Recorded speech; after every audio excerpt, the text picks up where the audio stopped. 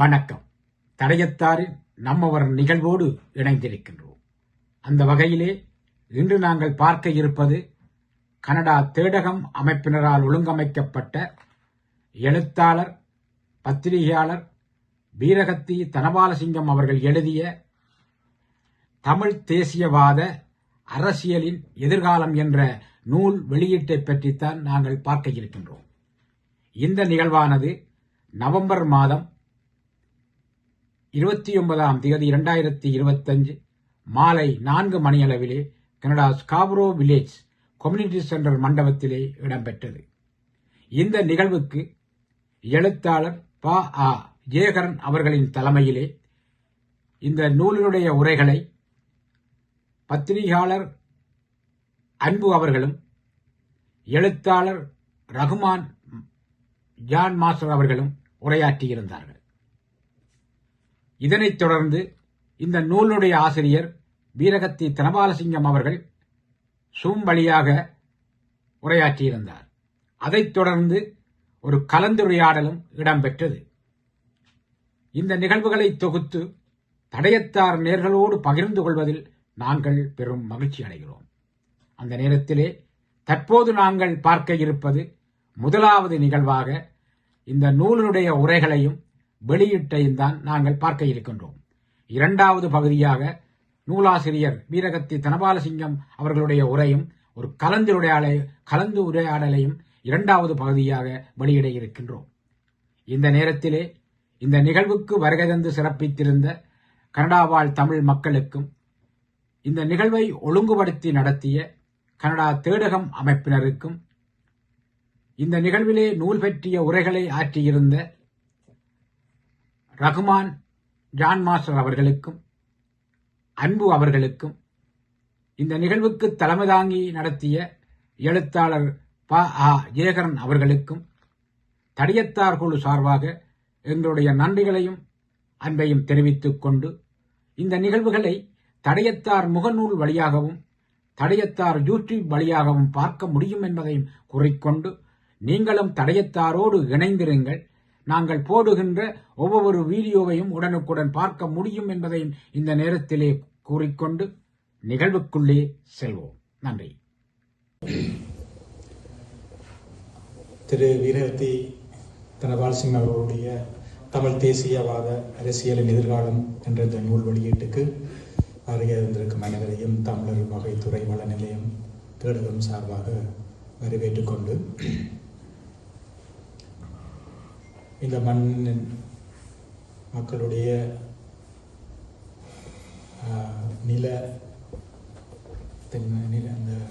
அதுக்கான சரியான தமிழ் வார்த்தை வருவதில்லை. இந்த ஆதிக்குடிகளின் இந்த நிலத்தை எங்களோடு பகிரவும் அவருடைய வளத்தை பகிரவும் எங்களுக்கு தந்த கனேடிய ஆதிக்குடிகளுக்கு நன்றி தெரிவித்துக் கொண்டும் அவருடைய நிலம் என்பதை நாங்கள் ஏற்றுக்கொண்டும் இந்த நிகழ்வை ஆரம்பிக்கிறோம். அத்தோடு தொடரும் அவர்களுடைய நீதிக்கான போராட்டங்களில் நாமும் உணர்வு தோல்மையோடு பங்களிப்போம் என்றும் உறுதி கூறிக்கொண்டு இந்த நிகழ்வை ஆரம்பிக்கிறோம். இந்த உலகின் பல்வேறு நாடுகளிலும் இடம்பெற்ற அடக்குமுறைக்கு எதிரான போராட்டங்களில் உயிர் நீத்த போராளிகள் பொதுமக்களை நினைவு கூர்ந்து அத்தோடு அண்மை காலம் இலங்கையில் நடந்த இந்த வெள்ள அனர்த்தங்களில் பலியான மக்களை நினைவு கூர்ந்து எழுந்து நின்று ஒரு நிமிட அஞ்சலி செலுத்துவோம்.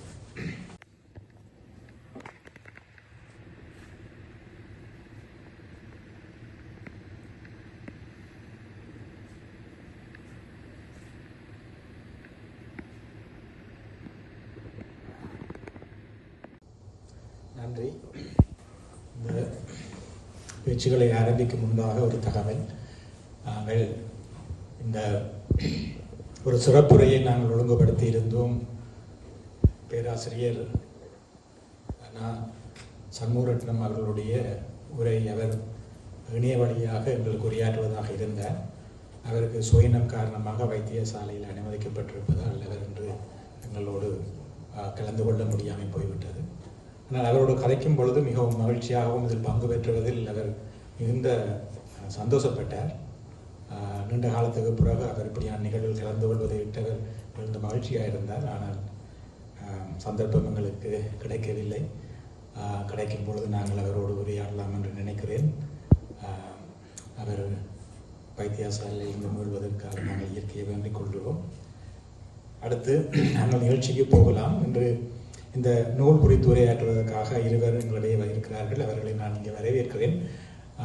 அன்பு அவர்கள் மற்றும் தோழர் ரவுமான் ஜான் அவர்களையும் இங்கு மேடைக்கு வருமாறு அன்புடன் அழைக்கிறேன். இந்த நிகழ்வை கொழும்பிலிருந்து திரு வீரகத்தி தனபாலசிங்கம் அவர்கள் பார்த்து கொண்டிருக்கிறார் இணைய வழியாக. ஏனென்றால் நாங்கள் இந்த நிகழ்வின் இந்த இரு உரைகளுக்கு பின்பாடு நாங்கள் அவரது உரையையும் கேட்கலாம். அத்தோடு நாங்கள் ஒரு கலந்துரையாடலை நிகழ்த்தலாம். நிச்சயமாக இன்றைய காலகட்டத்தில் அரசியல் குறித்து நாங்கள் பேசும்பொழுது பார்வையாளர்கள் இதில் கலந்து கொண்டால் தான் அது முழுமையடையும் என்ற வகையில் நாங்கள் 8 மணி வரையும் நாங்கள் இன்று நேரம் இருக்கிறது. எனவே நாங்கள் நிறைய உரையாடலாம். திரு வீரகத்தி தனபாலசிங்கம் அவர்கள் 1977ஆம் ஆண்டு வீரேசரி பத்திரிகையில் ஒப்பு நோக்குநராக இணைந்தார். கிட்டத்தட்ட அவருடைய 22-21 வயதுகளில் அவர் அங்கு பணியாற்ற தொடங்கி படிப்படியாக அவர் பத்திரிகையில் வெவ்வேறு பகுதிகளில் கடமையாற்றி இறுதியாக அவர் ஆசிரியர் பீடத்திலும் இருந்திருக்கிறார். அவர் குறிப்பிடுவது போல ஒரு பத்திரிகைத்துறை என்பது அதன் அடிமட்டத்தில் இருந்து வரும்பொழுதுதான் ஒரு பத்திரிகையாளனாக முழுமையாக தன்னை வடிவமைத்துக் கொள்ள முடியும் என்று அவர் தன்னுடைய இறுதியாக அவர் வழங்கிய அந்த பேட்டியில் கூட அவர் அதை குறிப்பிட்டிருக்கிறார். அவர் படிப்படியாக நினைக்கிறேன் அவர் ஒப்புநராக வந்து பிறகு நிருபராக இருந்து பிறகு அவர் சர்வதேச அதாவது பிராந்திய மற்றும் சர்வதேச செய்திகளினுடைய பொறுப்பாளராக இருந்து அப்படியே படிப்படியாக வளர்ந்து பின்னர் தினக்குரல் ஆசிரியனுடைய பத்திரிகை ஆசிரியராக இருந்து தான் அவர் ஓய்வு பெற்றிருக்கிறார். நிறையவே அவருடைய சூழ்ந்த அவருடைய நண்பர்கள் அவருடைய உறவினர்கள் வந்து சீன சார்பு கம்யூனிஸ்ட் கட்சியைச் சேர்ந்தவர்களாக இருந்தபடியால் அவரும் சிறு வயதில் சண்முகதாசன் மற்றும் ஆசிரியர் கார்த்திகேசு மாஸ்டர் ஆகியோருடன் அவரும் அரசியல் பயின்றிருக்கிறார். கிட்டத்தட்ட அவருக்கும் அந்த வகையான ஒரு சார்பு ஒன்று இருக்கிறது. எனவே இந்த நூல் குறித்து உரையாற்றுவதற்காக நான் முதல் அழைக்க இருப்பது வந்து அன்பு அவர்களே. அன்பு உங்களுக்கு எல்லாரும் பரிச்சயமான ஒரு ஆள், தீவிர வாசகர். அத்தோடு உங்களுக்கு தெரியும் இங்கு வந்த முழக்கம் பத்திரிகையினுடைய ஒரு ஆசிரியர் குழுவில் இருந்தவர், பல கட்டுரைகளை எழுதுவர், தொடர்ந்து எழுதி கொண்டிருப்பவர், தொடர்ந்து வாசித்து கொண்டிருப்பவர், தொடர்ந்தும் அரசியலில் அவர் தொடர்ந்து தன்னுடைய பங்களிப்பை செய்து கொண்டு வருபவர். எனவே நான் முதலாக அன்பு அவர்களை இந்த நூல் குறித்து பேசுவதற்காக அழைக்கிறேன். அனைவருக்கும் இனிய மாலை வணக்கம். இன்று இங்கு வெளியிடப்படும் திரு வீரகத்தி தனபாலசிங்கம் அவர்கள் எழுதிய தமிழ் தேசியத்தின் எதிர்காலம் என்ற நூல் ஆசிரியரால் எழுதப்பட்ட 8 கட்டுரைகளின் தொகுப்பு. ஒவ்வொரு கட்டுரையும் வெவ்வேறு சந்தர்ப்பங்களில் எழுதப்பட்டவை, ஒன்றின் தொடர்ச்சியாக மற்றொரு கட்டுரை இல்லை. இக்கட்டுரைகள் குறித்து ஒரு கோட்பாட்டு ரீதியாக கருத்தோ மறுப்போ சொல்லும் அளவுக்கு அனுபவமும் முதிர்ச்சியும் அரசியல் அறிவும் எனக்கு கிடையாது. அதற்குத்தான் இங்கே ஜான் மாஸ்டர் இருக்கிறார் தானே என்ற தைரியத்தில் தான் மயிலண்ணா என்னிடம் கேட்டதும் சரி என்று சம்மதம் தெரிவித்தேன். ஆனால் பொதுவாக ஒரு நூலை வாசித்து முடித்து கண்ணை மூடினால் பலவிதமான உணர்வலைகள் எல்லோர் மனதிலும் எழுவதுண்டு. அந்த உணர்வலைகள் நாம் வரித்த கொள்கைகள் கோட்பாடுகளுக்கு ஏற்ப வேறுபடும் என்பதும் உண்மைதான். அந்த வகையில் இந்நூல் என்னுள் ஏற்படுத்திய உணர்வலைகளை இங்கே பகிர்ந்து கொள்ளலாம் என நினைக்கிறேன். 2 வாரங்களுக்கு முன்பு இதே இடத்தில் திரு ஞால சீர்த்தி மீனிலங்கோ அவர்கள் எழுதிய கருப்பு ஜூலை கற்காத பாடங்கள் என்ற நூல் வெளியிடப்பட்டது என்பதை நீங்கள் அறிவீர்கள். அந்த நூலுக்கான அணிந்துரையை இன்று இங்கு வெளியிடப்படும் தமிழ் தேசியத்தின் எதிர்காலம் நூலை எழுதிய திரு வீரகத்தி தனபாலசிங்கம் அவர்களே எழுதியிருந்தார் என்பதையும் இந்த 2 நூலையும் வாசித்தவர்கள் அவதானித்திருப்பீர்கள். அந்த நூலுக்கு திரு வீரகத்தி தனபாலசிங்கம் அவர்கள் எழுதிய அணிந்துரையே இந்நூலின் முதலாவது கட்டுரையாக இடம்பெற்றுள்ளது. அது இங்கு குறிப்பிடத்தக்கது. முதலாவதாக அந்த கட்டுரை, அதாவது கருப்பு ஜூலைக்கு பிறகு கடந்துவிட்ட 42 ஆண்டுகள் என்ற இந்த கட்டுரையில் தொடங்கி தமிழ் தேசியவாத அரசியலின் எதிர்காலம், புதிய அரசியல் அமைப்பின் நோக்கம் என்னவாக இருக்க வேண்டும், 2025 ஆகஸ்ட் ஹர்த்தால் சொன்ன பாடம், 2025 உள்ளூராட்சி தேர்தல் முடிவுகள், இது என பலதும் குறித்த கருத்தாடல்களுடன் நகர்கிறது இந்த நூல். இந்த முதலாவது கட்டுரை கருப்பு ஜூலையில் கொல்லப்பட்ட ஆயிரக்கணக்கான தமிழ் மக்கள் தொடர்பான சிங்கள அரசியல் தலைவர்களின் இனவாத வெறுப்பு பேச்சு, தமிழ் மக்களது உரிமைக்கான கோரிக்கைகளை எப்பொழுதும் சிங்களம் வன்முறையாலேயே எதிர்கொண்ட வரலாறு, இலங்கை இனச்சிக்கலில் இந்தியாவின் நேரடி தலையீடு என பலவற்றையும் மக்கள் நலன் சார்ந்து நேரிய பார்வையுடன் எழுதிய மதிப்பாய்வாக கொள்ளலாம். தமிழர்களின் நியாயமான உரிமை போராட்டத்தை ஆரம்பத்தில் இருந்தே சிங்களம் போர் முனைப்பாக கருதியது என்பதையும், சமநிலையை பேணுவதற்காக தொடர்ந்து ஆட்சிக்கு வந்த ஸ்ரீலங்கா அரசுகள் அரசியல் தீர்வை பேசினாலும் நடைமுறையில் இராணுவ தீர்வை நோக்கிய முயற்சிகளுக்கே ஆதரவு வழங்கியது என்பதையும், இந்தியாவும் சர்வதேச சமூகமும் அரசியல் தீர்வை ஏற்படுத்துவதற்கு பதிலாக இராணுவ அணுகுமுறைகளையே ஊக்குவித்தன போன்ற கருத்துக்களையும் இக்கட்டுரையின் உள்ளடக்கம் கொண்டிருந்தது. இந்த கட்டுரையில் ஓரிடத்தில் உள்நாட்டு போரில் தமிழ் மக்கள் அனுபவித்த அவலங்களும் உயிரிழப்புகளும் சொத்து அழிவுகளும் கருப்பு ஜூலையில் அவர்கள் அனுபவித்தவற்றை விடவும் விவரிக்க முடியாத அளவுக்கு அதிகமானவையும் கொடூரமானவையும் என்ற போதிலும் அந்த ஜூலையே தமிழர்கள் மத்தியில் ஆயுத போராட்ட இயக்கங்கள் பெருகுவதற்கு வழிவகுத்தது என்று சொல்லப்படுகிறது. அதாவது கருப்பு ஜூலையே இயக்கங்கள் பெருகுவதற்கு வழிவகுத்தது என்கிறார் ஆசிரியர். கருப்பு ஜூலை மீதான இந்த அணுகுமுறை தமிழ் சமூகத்தின் மீது பல தசாப்தங்களாக நிகழ்த்தப்பட்ட மொழி பாகுபாடு, கல்வி பாகுபாடு, அரசின் ஒடுக்குமுறை நடவடிக்கைகள், அரசியல் உரிமை மறுப்பு போன்ற ஆழமான கட்டமைப்பு சார்ந்த அநீதிகளை மறைத்து விடுகிறது என்பது என் கருத்து. ஒரு சமூகத்தின் ஒரு பகுதியினர் ஆயுதத்தை தேர்ந்தெடுக்க வேண்டிய கட்டாய நிலைக்கு தள்ளப்பட்டிருக்கிறார்கள் என்றால் அவர்கள் அதுவரை கடந்து வந்த அநீதிகளின் நீண்ட பயணத்தையும் அவர்களில் தேங்கியிருந்த பாதுகாப்பின்மை, உரிமை மறுப்பு ஆகிய உணர்வுகளையும் விரிவாக புரிந்து கொள்ள வேண்டியது அவசியம். போராட்ட இயக்கங்கள் தொடங்கப்பட்டதற்கு தமிழ் மக்கள் அதுவரை அனுபவித்த ஒடுக்குமுறையும் பாகுபாடுகளும் தான் காரணம். ஆயுத போராட்டம் தொடங்கப்பட்டு தாக்குதல் நடவடிக்கை ஒன்றிலும் போராட்ட இயக்கம் ஒன்று இறங்கி இருக்கிறது என்றால் பாதிக்கப்பட்ட இனம் எத்தகைய பாதையை அதுவரை கடந்து வந்திருக்க வேண்டும் என்ற கேள்வி அங்கே எழ வேண்டும். இந்த பின்னணியை கவனிக்காமல் விட்டால் ஆயுத இயக்கங்கள் எதனால் தோன்றின என்பதற்கான அடிப்படை புரிதல் பிழையாகிவிடும்.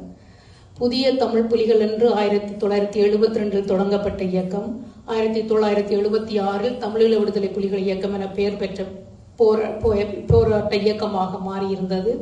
1972 தமிழ் மாணவர் பேரவையில் இணைந்து பின்னர் பிரிந்து 1974 ஈழ விடுதலை இயக்கம் என்ற பெயருடன் இயங்கி 1976 ஈரோஸ் இயக்கமாக செயல்பட்டு பின்னர் அதிலிருந்து பிரிந்து EPRLF இயக்கத்தையும் 1981 தொடங்கியிருந்தார் பத்மநாபா. ஆக ஈரோஸ் EPRLF இரண்டுமே இயங்க தொடங்கியிருந்தன. 1980களின் இறுதி பகுதியிலேயே செயல்பட ஆரம்பித்த 60களின் இறுதி பகுதியிலே செயல்பட ஆரம்பித்த குட்டிமணி, தங்கத்துறை, ஜெகன் ஆகியோர் அங்கம் வகித்த அமைப்பு 1979 தமிழீழ விடுதலை இயக்கம் என்ற பெயருடன் டெலோ என்ற பெயருடன் செயல்பட ஆரம்பித்திருந்தது. 1980 வரை தமிழீழ விடுதலை புலிகள் அமைப்பின் அங்கமாக செயல்பட்ட போராளிகள் 1980 முதல் புலாட் என்ற அமைப்பாக செயல்படவும் தொடங்கியிருந்தனர். ஆக அத்தனை இயக்கங்களும் 1983 ஆண்டுக்கு முன்பாகவே செயல்பட தொடங்கியிருந்தனர் என்பது மட்டுமல்லாமல் பல்வேறு தாக்குதல் நடவடிக்கைகளையும் செய்தபடி இருந்தனர் என்பதையும் புரிந்து கொள்ளலாம். எனவே கருப்பு ஜூலை போன்ற குறிப்பிட்ட நிகழ்வுகளை மட்டுமே ஆயுத போராட்ட இயக்கங்கள் பெருகுவதற்கு காரணமாக சுட்டி காட்டுவது வரலாற்றை எளிமைப்படுத்திவிடும். உண்மையில் ஆயுத போராட்டங்களின் தோற்றம் என்பது தமிழ் மக்கள் நீண்ட காலமாக சந்தித்த ஒடுக்குமுறை, அரசியலமைப்பு சட்டங்கள், தரப்படுத்தல் ஆகியவற்றில் வேரூன்றியுள்ளது என்ற புரிதல் அவசியம். அத்தகைய வார்த்தை பயன்பாடும் முக்கியம் என்பதை இங்கே பதிவு செய்ய விரும்புகிறேன். அடுத்து, தமிழ் தேசியத்தின் எதிர்காலம் என்ற இந்த நூலில் இடம்பெற்றுள்ள அனைத்து கட்டுரைகளையும் அந்த கட்டுரைகளுக்கு பின்னால் என்ன வலியுறுத்தப்படுகிறது, அந்த மைய கருத்து என்ன என்று யோசித்தால் அது 13ஆம் சட்ட திருத்தத்தை நடைமுறைப்படுத்த வேண்டும் என்பதாகவே எனக்கு தோன்றியது. நூலில் மொத்தம் 8 கட்டுரைகள் உள்ளன. அந்த 8 கட்டுரைகளில் 6வதும் 7வதும் தவிர்ந்த மிகுதி 6 கட்டுரைகளிலும் 13வது சட்ட திருத்தம் குறித்து பேசப்படுகிறது. தமிழ் தேசியவாத அரசியல் தலைவர்களின் நடவடிக்கைகள், சமூக அரசியல் சூழல்கள் மற்றும் வரலாற்று பின்னணியை 13ஆம் சட்ட திருத்தத்தின் அவசியத்தோடு இணைத்து வலியுறுத்துவதே மையமாக புலப்படுகிறது. இந்த 13வது சட்ட திருத்தம் என்றால் என்ன என்று பார்த்தால், இந்திய பிரதமர் ராஜீவ் காந்தியும் இலங்கை ஜனாதிபதி ஜே.ஆர். ஜெயவர்தனாவும் 1987ஆம் ஆண்டு கையெழுத்திட்ட இந்திய இலங்கை ஒப்பந்தத்தில் தமிழ் மக்களுக்கு அரசியல் அதிகாரம் வழங்கப்பட வேண்டும், மாகாண மட்டத்தில் தன்னாட்சி உரிமை வழங்கப்பட வேண்டும் என்ற கோரிக்கைகளை முன்வைத்து 13வது சட்ட திருத்தம் கொண்டு வரப்பட்டது. இந்த ஒப்பந்தத்தின்படி நடைமுறைப்படுத்தப்படாத முக்கிய அதிகாரங்கள் என்று பார்த்தால் அவை நில அதிகாரம், மற்றது காவல்துறை அதிகாரம். தமிழர்களின் பார்வையில் இதை பார்த்தால் நிலமும் பாதுகாப்பும் இல்லாத மாகாணம் தன்னாட்சியுடன் இயங்க முடியாது என்றும், இது ஒரு அரசியல் தீர்வு என கருதப்படும் அளவுக்கு அதிகாரம் இல்லை என்றும், தேர்ந்தெடுக்கப்பட்ட மாகாண உறுப்பினர்களை விட ஆளுநருக்கே அதிக அதிகாரம் ஆகியால் இது தன்னாட்சி இல்லை என்றும், மற்றும் நமது அரசியல் உரிமைகளை இந்தியா மற்றும் இலங்கை அரசு சேர்ந்து முடிவு செய்யக்கூடாது என்றும் பல்வேறு விமர்சனங்கள் இந்த 13வது சட்ட திருத்தம் குறித்து தமிழர் தரப்பால் முன்வைக்கப்படுகிறது. எந்த அதிகாரமும் இல்லாத ஒன்றுக்கு இதையாவது செய் என்று கையேந்து வைக்க இந்தியாவும் இலங்கையும் சேர்ந்து செய்த சூழ்ச்சியாகத்தான் 13வது திருத்தத்தை பார்க்க முடிகிறது என்ற கருத்தும் உண்டு. அதே சமயம் சிங்களவர்களின் பார்வையில் பார்த்தால் மாகாணங்களுக்கு அதிக அதிகாரம் வழங்கினால் நாடு பிரிவதற்கு அது வாய்ப்பாகிவிடும் என்ற விமர்சனமும், வடகிழக்கு மாகாணங்கள் ஒன்றிணைத்தால் தமிழ் தன்னாட்சி உருவாகும் என்ற விமர்சனமும் வைக்கப்படுகிறது. இந்த இரு தரப்பு வாதங்களும் 13வது திருத்தத்தை சுற்றியுள்ள அரசியல் சிக்கல்களையும் அதன் நடைமுறை வரம்புகளையும் தெளிவாக வெளிப்படுத்துகின்றது. 13வது திருத்தம் குறித்து இந்தியாவும் தேசிய மக்கள் சக்தி அரசும் பேசுவதை தவிர்ப்பதை மேற்கோள் காட்டி தமிழ் அரசியல் கட்சிகளும் தலைவர்களும் இதில் அக்கறை காட்டவில்லை என்றும் விசனம் தெரிவிக்கும் ஆசிரியர், 13வது திருத்தத்தை இல்லாமல் செய்துவிட வேண்டும் என்று கங்கணம் கட்டிக்கொண்டு நிற்கின்ற தென்னிலங்கை சக்திகளை வலுப்படுத்தக்கூடிய நிலைப்பாடுகளை எடுப்பதில் உள்ள ஆபத்தை தமிழ் கட்சிகள் புரிந்து கொண்டு கற்பனாவாத அரசியல் உலகத்தில் இருந்து யதார்த்த உலகுக்கு இறங்கி வர வேண்டும் என்கிறார். ஆனால் மறுபுறத்தில் இலங்கையில் தனது பொருளாதார மற்றும் மூலோபாய நலன்களை பேணி காப்பதற்கு பயன்படுத்தக்கூடிய ஒன்றாக தமிழர் பிரச்சனையை கருதும் நிலையில் இந்தியா இனிமேலும் இல்லை என்பதற்கான தெளிவான அறிகுறிகள் தெரிகின்றன என்றும் சொல்கிறார்.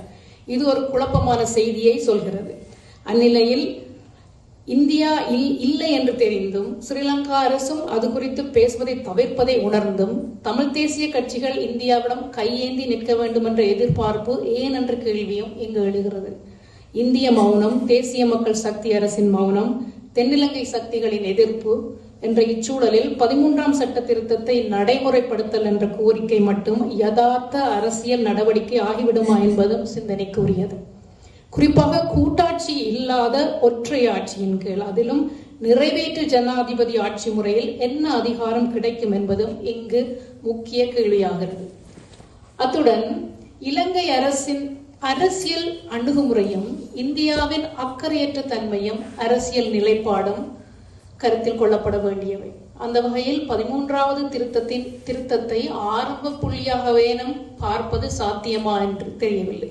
இந்த சூழலில் தமிழ் தேசிய அரசியல் வெளிப்புற ஆதரவின் மீதான நம்பிக்கையை விட உள்ளார்ந்த அரசியல் வலிமை, தெளிவான யதார்த்தமான திட்டமிடல் மற்றும் நிலைத்த கோரிக்கைகள் ஆகியவற்றின் அடிப்படையில் தன் பாதையை வடிவமைக்க வேண்டியது அவசியமாகிறது. நூலின் தலைப்பின் பெயரிலேயே அமைந்த முக்கிய கட்டுரையான தமிழ் தேசிய அரசியல் எதிர்காலம் என்ற கட்டுரை 2024 நவம்பர் பாராளுமன்ற தேர்தலில் தமிழ் தேசியவாத அரசியல் கட்சிகள் சந்தித்த பின்னடைவை பேசுவதிலிருந்து தொடங்குகிறது. பொருளாதார சீர்காடு, ஆட்சியில் இருந்த தொடர் அரசியல் கட்சிகளால் மக்களுக்கு ஏற்பட்ட சலிப்பு என்பன ஒரு புதிய பார்வையை இலங்கை மக்களுக்கு வழங்கியிருந்தது. இதுவே தேசிய மக்கள் சக்தி ஆட்சிக்கு வர முக்கிய காரணியாகும். இவ்விடத்தில் ஒன்றை சொல்லியாக வேண்டும். இதே போன்ற சலிப்படைந்த சூழல் தெற்கில் மட்டுமல்ல, வடக்கிலும் தோன்றியிருந்தது, கிழக்கிலும் தோன்றியிருந்தது. போர் முடிந்த பின்னரான இந்த வெற்றிடத்தில், குறிப்பாக பொருளாதார சீர்கேட்டின் மத்தியில் தெற்கில் இடதுசாரிகள் ஆட்சிக்கு வரக்கூடிய சூழல் தோன்றிய போது வடகிழக்கில் தமிழ் இடதுசாரிகள் ஏன் வலுவான ஒரு குரலாக வளர்ச்சி பெற முடியவில்லை என்ற கேள்வி எழுகிறது. எப்போதுமே தமிழ் தேசியத்தின் எதிர்காலம், தமிழ் தேசிய தலைமைகள் விட்ட தவறுகள், தமிழ் தேசியர்கள் கவனிக்க வேண்டிய முனைப்புகள் என்று அறிவுறுத்தும் எழுத்தாளர்களும் விமர்சகர்களும் அது தமிழ் தேசிய என்ற வார்த்தை பயன்பாட்டின் வழி முக்கியமான ஒரு விடுபடலை நிகழ்த்துகின்றனர் என்றே நான் பார்க்கிறேன். தமிழ் மக்களின் போராட்டம் சம உரிமைக்கான, நீதிக்கான உரிமை போராட்டம். தமிழ் தேசியத்தின் எதிர்காலம் என்பதை விட தமிழ் மக்களின் உரிமை போராட்டத்தின் எதிர்காலம் என்பதையே நாம் அனைவரும் இணைந்து சிந்திக்க வேண்டியது. ஆக இந்த நியாயமான உரிமை போராட்டத்தின் அடுத்த கட்டம் என்ன, தொடர்ச்சி என்ன, நாம் ஆற்ற வேண்டிய பங்கு என்ன என்பதையே நாம் விவாதிக்க வேண்டியது. இக்கோணத்தில் அணுகும் போது இந்த உரிமை போராட்டத்தில் இடதுசாரிகள் வகிக்க வேண்டிய பங்கும் முக்கியத்துவம் பெறுகிறது. ஆனால் இவ்விதமான விவாதம் முற்றாக தவிர்க்கப்படுகிறது. இந்த நூலிலும் அந்த விடுபடல் காணப்படுகிறது. இது திட்டமிட்டதா, தவிர்க்கப்பட்டதா, கவனக்குறைவா என்பதை என்னால் உறுதி செய்ய முடியவில்லை. ஆனால் இத்தகையதோ தொகுப்பு நூலில் அத்தகைய கட்டுரை நிச்சயம் இடம்பெற்றிருக்க வேண்டும். தமிழ் மக்களது உரிமைக்கான போராட்டத்தில் தமிழ் தேசிய கட்சிகள் என்ன செய்ய வேண்டும், இலங்கை அரசு என்ன செய்ய வேண்டும், இந்தியா என்ன செய்ய வேண்டும், புலம்பெயர்ந்த தமிழர்கள் என்ன செய்யக்கூடாது என்பது குறித்தெல்லாம் இந்நூலில் இடம்பெற்றுள்ள கட்டுரைகளில் கருத்து சொல்லப்பட்டிருக்கும் போது இடதுசாரிகளின் பங்கு குறித்த விவாதம் இல்லாதது ஏமாற்றத்தை தந்தது. தமிழர்களின் போராட்டம் நியாயமானது என்பதை ஏற்றுக்கொள்ளும் இந்நூல் இப்போராட்டத்திலும் மற்றும் தமிழின அழிப்புக்கு நீதி கோரும் போராட்டத்திலும் இடதுசாரிகள் ஆற்ற வேண்டிய பங்கு அல்லது ஆற்றி இருக்க வேண்டிய பங்கு குறித்தும் ஆராய்ந்திருக்க வேண்டும். போர் முடிந்த பின்னரான 16 ஆண்டுகால வெற்றிடத்தில் எவ்விதமான அரசியல் செயல்பாடுகளை இடதுசாரிகள் தமிழ் மக்களது உரிமைக்கான போராட்டத்திலும் சமூக நீதிக்கான போராட்ட அரங்கிலும் செயல்படுத்தி இருக்கிறார்கள் என்பது விவாதிக்கப்பட வேண்டிய ஒன்று. எமது இடதுசாரிகளால் அரசியல் ரீதியாகவும் பொருளாதார ரீதியாகவும் சக்தி வாய்ந்தவையாக இருக்கும் நாடுகளின் தேசியம் இயல்பானதாகவும் தமிழ் தேசியம் என்று வரும்போது மட்டும் இனவாதமாகவும் ஆதிக்கவாதமாகவும் பார்க்கப்படும் தன்மை என்பது இது நலிந்தோரின் தேசியம்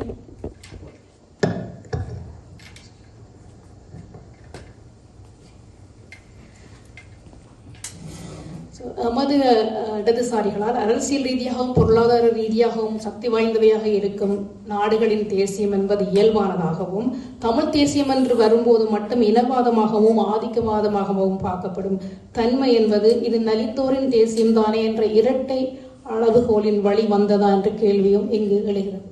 இப்படி கூறுவதால் தமிழ் தேசிய கட்சிகளை நியாயப்படுத்துவதாக பொருள் இல்லை. ஆசிரியர் கூறுவது போல தமிழ் மக்களின் நலன்களை விடவும் தங்களுக்கு இடையிலான கட்சி அரசியல் ஆளுமை போட்டியிலேயே தமிழ் அரசியல்வாதிகள் தங்களது நேரத்தை செலவிடுகிறார்கள் என்பது ஒத்துக்கொள்ள வேண்டியதுதான். அதில் மாற்று கருத்து இல்லை. ஆனால் தெற்கில் இடதுசாரிகள் ஆட்சி கட்டில் ஏற முடியும் சூழல் உருவாகி இருக்கிறது என்றால் வடகிழக்கிலும் தமது அரசியல் செயல்பாடுகள் மூலம் தமிழ் இடதுசாரிகள் வலுவான அமைப்பாக உருவாகுவதற்கு என்ன தடை? இடதுசாரி கட்சி ஒன்று ஆட்சியில் இருக்கும் இக்காலகட்டத்தை விட அதற்கு ஏதுவான மற்றொரு வாய்ப்போ சூழலோ அமையப் போவதில்லை. 70களில் அரசியல் கட்சிகள் மற்றும் அமைப்புகளில் இருந்து வெளியேறிய இடதுசாரி போக்கை கொண்ட இளையவர்கள் பலர் தமிழ் தேசிய உரிமை போராட்டத்தில் பங்கெடுப்பதன் தேவை அதிகம் உள்ளதாக கருதியதால் அந்த நேரத்தில் அந்த காலகட்ட அரசியல் உணர்வுகள் அந்த தேவை அதிகமாக இருப்பதாகத்தான் அவர்களால் உணரப்பட்டது. அது இனவாதத்தின் பாதிப்பால் ஏற்பட்ட உணர்வு. அப்படி இடதுசாரி அமைப்புகளை விட்டு வெளியேறியவர்கள் பல்வேறு இயக்கங்களிலும் இணைந்தார்கள் என்பது வரலாறு. தமிழ் மக்கள் எதிர்கொள்ளும் சிக்கல்களை செவ்வனை அவதானித்து உணரத் தவறியது மட்டுமல்லாது இனவாதத்தை சரியாக எடை போடவும் தவறி அதற்கு எதிரான எந்த செயல்பாட்டையும் முன்வைக்காத இடதுசாரிகள் மீதான சலிப்பின் விளைவே அது என்பதாகவே அதை நாம் உணர முடியும். இவ்வகையில் இலங்கையில் தற்போது ஏற்பட்டுள்ள பொருளாதார வீழ்ச்சி, ஊழல் மீது பரவலான வெறுப்பு, பாரம்பரிய கட்சிகள் மீதான நம்பிக்கை இழப்பு எல்லாம் சேர்ந்து இடதுசாரிகளின் குரல் ஓங்கி ஒலிக்கக்கூடிய சாதகமான சூழல் அமைந்துள்ளது. இவ்வாறான வலிமையான காலகட்டத்திலும் தமிழ் மக்களின் உரிமைக்கான குரலாக ஒலிக்க தவறினால் அது வரலாற்று தவறாகும். தேசிய அடையாளத்தையும் இனம் சார்ந்த பிரச்சனைகளையும் 2ஆம் இடத்தில் வைக்கும் இடதுசாரி அரசியல் நிலைப்பாட்டால் தமிழ் மக்களின் நில உரிமைகள், மொழி வழி உரிமை, வடகிழக்கு தன்னாட்சி போன்ற கோரிக்கைகளை புறந்தள்ளும் சூழல் மீண்டும் அரங்கேறாமல் பார்க்கும் கடமை இடதுசாரிகளுக்கு உண்டு. இடதுசாரிகள் ஆட்சி எனப்படும் தேசிய மக்கள் சக்தி ஆட்சியின் 1 வருடத்தில் வடக்கு மற்றும் கிழக்கு பகுதிகளில் பல சட்டவிரோத விகாரை கட்டுமானங்கள், புதிய புத்தர் சிலைகள், பௌத்த தொல்லியல் என கூறி விவசாய நிலங்கள் பறிமுதல் மற்றும் தமிழர் நில அபகரிப்புகள் தொடர்ந்து கொண்டே இருக்கின்றன. கந்தரோடை உள்ளிட்ட இடங்கள் புதிய தொல்லியல் கண்டுபிடிப்புகள் என அறிவிக்கப்பட்டதுடன் பல பகுதிகளில் நூற்றுக்கணக்கான ஏக்கர் விவசாய நிலங்கள் பௌத்தத்துடன் தொடர்புடையவை என கூறி ஆக்கிரமிக்கப்பட்டுள்ளன. கடுமையான பொருளாதார நெருக்கடியின் நடுவிலும் இடதுசாரி கட்சியின் ஆட்சி நடக்கிறது என்று சொல்லும் இந்த காலகட்டத்திலும் இத்தகைய நடவடிக்கைகள் தொடர்கின்றன. இன்றைய தமிழ் தேசிய அரசியலின் எதிர்காலம் இருண்டதாக தோன்றுவதற்கு தமிழ் தேசிய அரசியல் கட்சிகளின் தலைமைகள் காரணம் என்பதை கூறுவதோடு தமிழ் மக்களது உரிமைக்கான போராட்டத்தில் இடதுசாரி அரசியலின் செயல்பாடு நின்றுவிட முடியாது. எழுத்தாளர் சொல்வது போல இனவாத அரசியலின் வெளிப்பாடுகளாக சிங்கள இனவாத அரசியல்வாதிகள் பெரும்பான்மையின மக்கள் மத்தியில் சிறுபான்மை சமூகங்களின் அரசியல் அபிலாசைகளுக்கு எதிராக விதைத்த நச்சுத்தனமான சிந்தனைகள் தோற்கடிக்கப்பட வேண்டும். இவ்விடத்தில் தேசிய அடையாளத்தையும் அரசியல் உரிமைகளையும் சிதைவடைய செய்யாத ஒரு பொது கோரிக்கையை முன்வைத்த தமிழ் இடதுசாரிகளின் குரலும் முக்கியம். தமிழ் மக்களின் பேரம் பேசும் சக்தி என்பது தமிழ் மக்களுக்கான இணைந்த குரலாக இருப்பது இன்றியமையாதது. ஆக தமிழ் மக்களுக்கான உரிமை மறுப்பு குறித்து குரல் எழுப்பக்கூடிய வலுவான நிலையில் இன்றைய சூழலில் உள்ள இடதுசாரிகளின் பங்கு குறித்து ஆராய்ந்து அது குறித்த பார்வையையும் முன்வைத்திருக்க வேண்டும் என்பது என் பணிவான கருத்து. இது ஒரு முக்கியமான விடுபடல் என கருதுகிறேன். நான் மேலே குறிப்பிட்டது போல ஆசிரியர் இந்நூலில் எழுதியுள்ள கருத்துக்கள் நேர்மையானவையாக இருந்தன. ஆனால் சில விஷயங்களில் அவர் மௌனமாக இருந்துள்ளார், சிலதை பேசுவதை தவிர்த்துள்ளார். அந்த அமைதியில் தான் அவரது நேர்மை சற்று தடுமாறியுள்ளதை பார்க்கிறேன். இறுதியாக புதிய அரசியலமைப்பின் உண்மையான நோக்கம் என்னவாக இருக்க வேண்டும் என்ற கட்டுரை. இந்த கட்டுரையில் நிறைவேற்று அதிகார ஜனாதிபதி பதவி ஒழிக்கப்பட வேண்டும் மற்றும் தேசிய இனப்பிரச்சனைக்கு தீர்வு ஒன்றை காண்பதற்காக எத்தகைய அதிகார பரவலாக்கல் ஏற்பாட்டை அரசாங்கம் கொண்டு வர வேண்டும் என்பது குறித்து பேசும் ஆசிரியர் மீண்டும் இங்கே 13வது சட்ட திருத்தத்தை நடைமுறைப்படுத்துவதையும் அதையும் தாண்டி அதிகார பரவலாக்கம் செய்ய வேண்டியதன் முக்கியத்துவம் குறித்தும் பேசுகிறார். அதிகார பரவலாக்கத்தை பிரிவினைவாத நோக்கம் கொண்டதாக சிங்கள பகுதிகளில் பலர் கருதுகிறார்கள் என்ற உண்மையான முக்கியமான பிரச்சனையை குறிப்பிடும் ஆசிரியர் அத்தனை சிக்கலான அந்த பிரச்சனைக்கு எதிரான நுணுக்கமான கருத்து போராட்டம் எவ்வாறானதாக இருக்க வேண்டும், அந்த நிலைப்பாட்டினை மாற்றும் முயற்சியில் சாதாரண மக்களுக்கு, அரசியல் கட்சிகளுக்கு, அமைப்புகளுக்கு, ஊடகங்களுக்கு என்று ஒவ்வொருவருக்கும் இருக்கும் கடமை என்ன என்பது குறித்தும் கருத்து பதியவில்லை. அதுக்கு பயந்திருக்க வேண்டும்.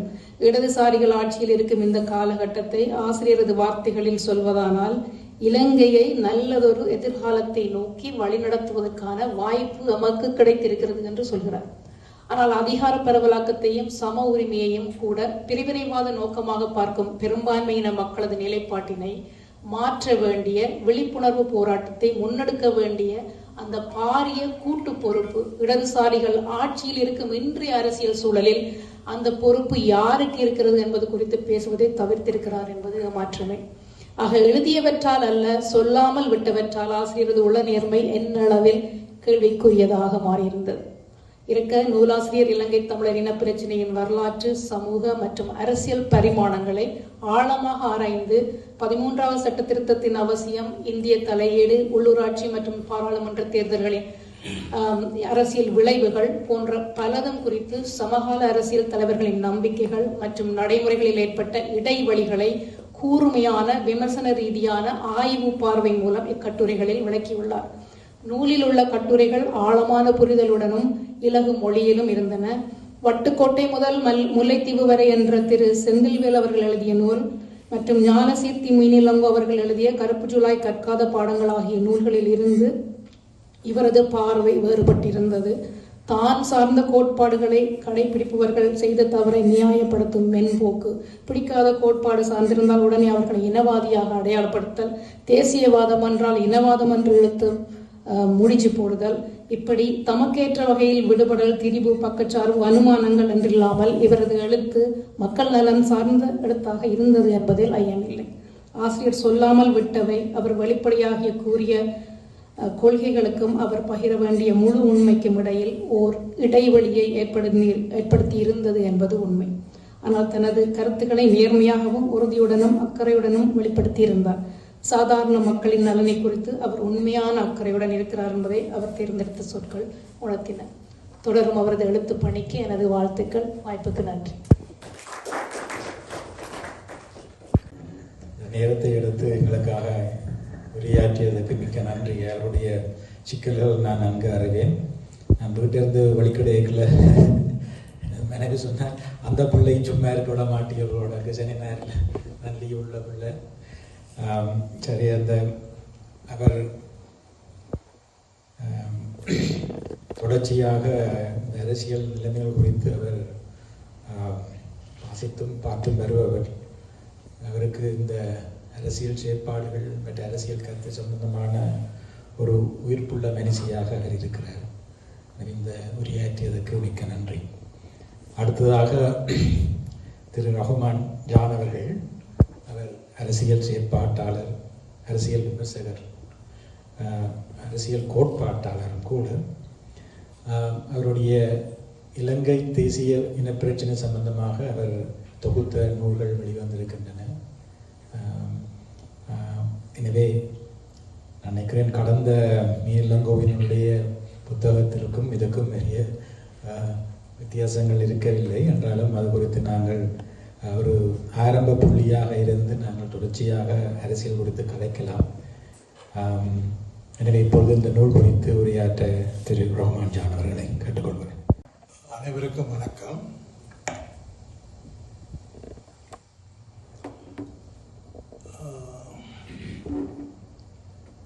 ஒரு பழமொழி என்று சொல்லுவாங்க, மரம் ஓய்வை நாடினாலும் காற்று அதனை அனுமதிப்பதில்லை. அப்ப தமிழ் மக்கள் ஒரு நீண்ட யுத்தத்தில் பாதிக்கப்பட்டு இனி போராடலாமா வெல்லலாமா என்ற நம்பிக்கையில கூட இழந்து ஒரு ஓய்ந்த நிலைக்கு போனாலும் நாட்டில் இருக்கிற அரசியல் திரும்ப திரும்ப அவர்களை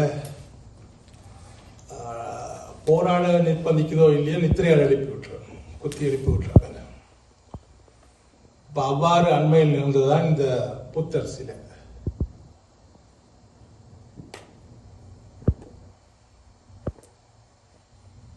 ஒவ்வொரு மதத்தை சேர்ந்தவர்களும் தங்களுக்கு தேவையான வழிபாடு தலங்களை உருவாக்கிக் கொள்வதும் அதில் வழிபாட்டை நடத்துவதும் அவர்களுடைய மிக அடிப்படையான உரிமைகள். இதை யாரும் ஆட்சேபிக்க முடியாது.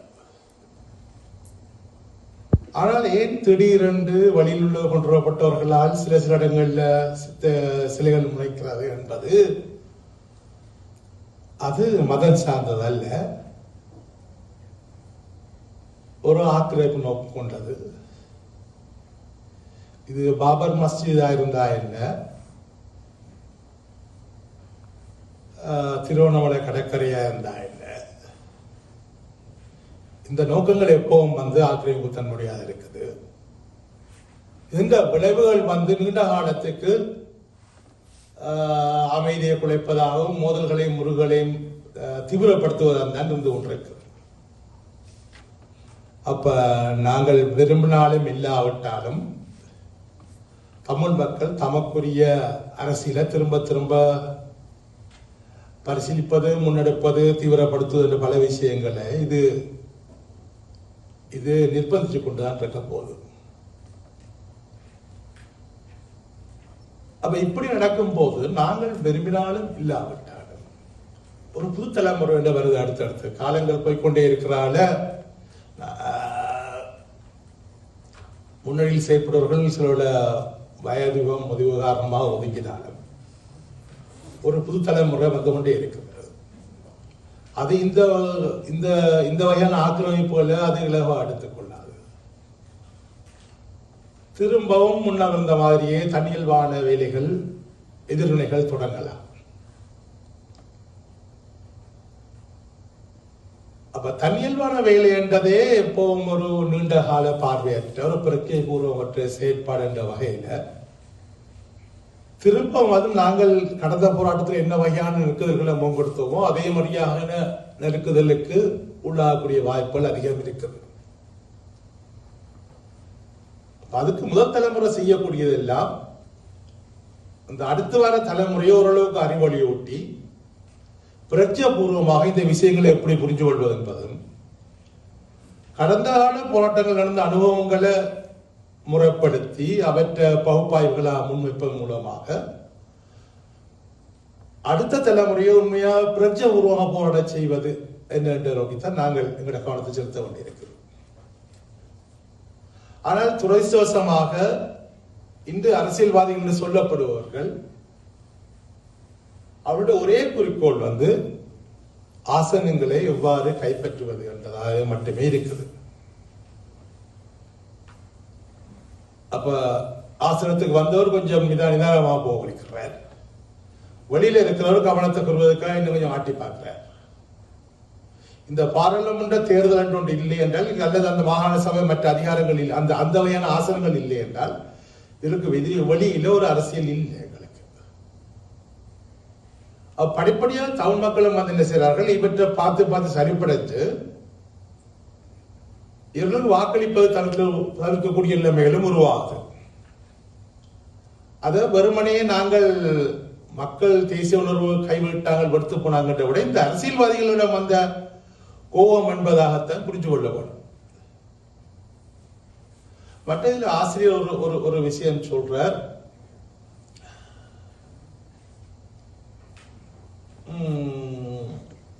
தமிழ கோரிக்கை வைக்கும் போது அதை செயல்படுத்துவதற்கான வழிமுறைகள் பற்றி எந்த சிந்தனையும் இல்லாமல் அதை வைத்ததா ஒரு வாதத்தை வைக்கிறார். அது ஒரு வகையில் உண்மையும் தான். இது இங்க மட்டுமில்லை, எல்லா தேசிய இயக்கங்களுக்கும் எல்லா போராட்ட இயக்கங்களுக்கும் இது நடக்கிற விஷயமா இருக்குது. அதனுடைய முதலாவது கட்டம் இந்த மாதிரி தான் தன்னியல்பாக விஷயங்கள் ஒன்று கொண்டு முன்னெடுத்து போற கோரிக்கையால போய் சேர்றாங்க ஒரு இடத்துக்கு. அப்ப தமிழ் தேசிய மக்கள் ஒடுக்குமுறைகள் கூடிக்கொண்டு வரும்போது தேசிய இயக்கத்துக்குள்ள பொதுவாக இயக்கத்துக்குள்ள பல்வேறு கோரிக்கைகள் உருவாகுது. அது தரப்படுத்தல் உடனே மாணவர் பேரவை வந்து ஆயுத போராட்டத்தை நோக்கி நகருது. அப்ப வழியிலே ஈழ கோரிக்கைகள் வந்து விட்ட பிறகு, ஈழ விடுதலை இயக்கம் என்ற பேரிலே இயக்கங்கள் வந்து விட்ட பிறகு முன்னுக்கு நிற்கிற அரசியல் அமைப்பும் அதற்கான கோரிக்கையில முன்வைக்க தலைப்படுது. அதில் முக்கியமான கவனிக்கூடிய விஷயம் என்னடா என்றால், அந்த 71ஆம் ஆண்டு அந்த வங்கதேச பிரிவு வந்து இங்க தமிழ் தேசிய இயக்கத்தில் ஒரு எழுச்சியை கொடுக்குது. அதுவரையும் ஒரு தீவிரமான இலக்குகளை தேர்ந்து கொள்ள முடியாது இருந்தவர்களுக்கு ஒரு புதுசா தேசம் உருவாகி தனி அரசா உருவாகிட்ட விஷயம் மிக நம்பிக்கை விட்டதா இருக்குது. இது நியாயமானதும் கூட. ஆனால் பிரச்சனை எங்க இருக்கின்றால், அப்படி ஒன்றை உருவாக்குவதற்காக செய்ய வேண்டிய எத்தனைப்போல் என்ற பார்வைகள் எதுவும் இல்லாமல் வெறுமனே இந்திய அரசு தொப்புள் குடியுறவுகள் கதை பேசியெல்லாம் பேசி எங்கள்ட விடுதலையை பெற்றுத்தரும் என்ற நோக்கி இது நகரம். 1973ஆம் ஆண்டு அமுதலிங்கம் ஒரு மடியில பேசின பேச்சு, அப்புறம் அவர்களே ஒரு சீத பிரசுரமா போட்டிருக்கிறாங்க. அதுல தலையங்கம் தான் மங்கன் இருந்த பாடம். உண்மையான அந்த அசல் கட்டுரை அதுதான். அதுல அவர் இந்த விஷயங்கள்லாம் பேசி போட்டு போய் இது தமிழ் தேசிய ஒடுக்குமுறை நான் பேசி கூட ஈழ கோரிக்கையும் நம்ம வைக்க இல்லை. நாங்கள் எதிர்பார்க்கிறோம் இந்தியா வந்து தலையிட்டு எங்களுக்கு ஒரு நாட்டை அமைச்சு தரும் என்ற விஷயத்த 73ஆம் ஆண்டிலே அமுதலிங்கம் பேசியிருக்கிறார். அதே வங்க தந்த பாடம் என்ற தலையங்களுக்கு ஒரு பிரசுரம் போட்டிருக்கிறார்கள். பிறகு நாங்கள் ஒரு பிற்காலத்துல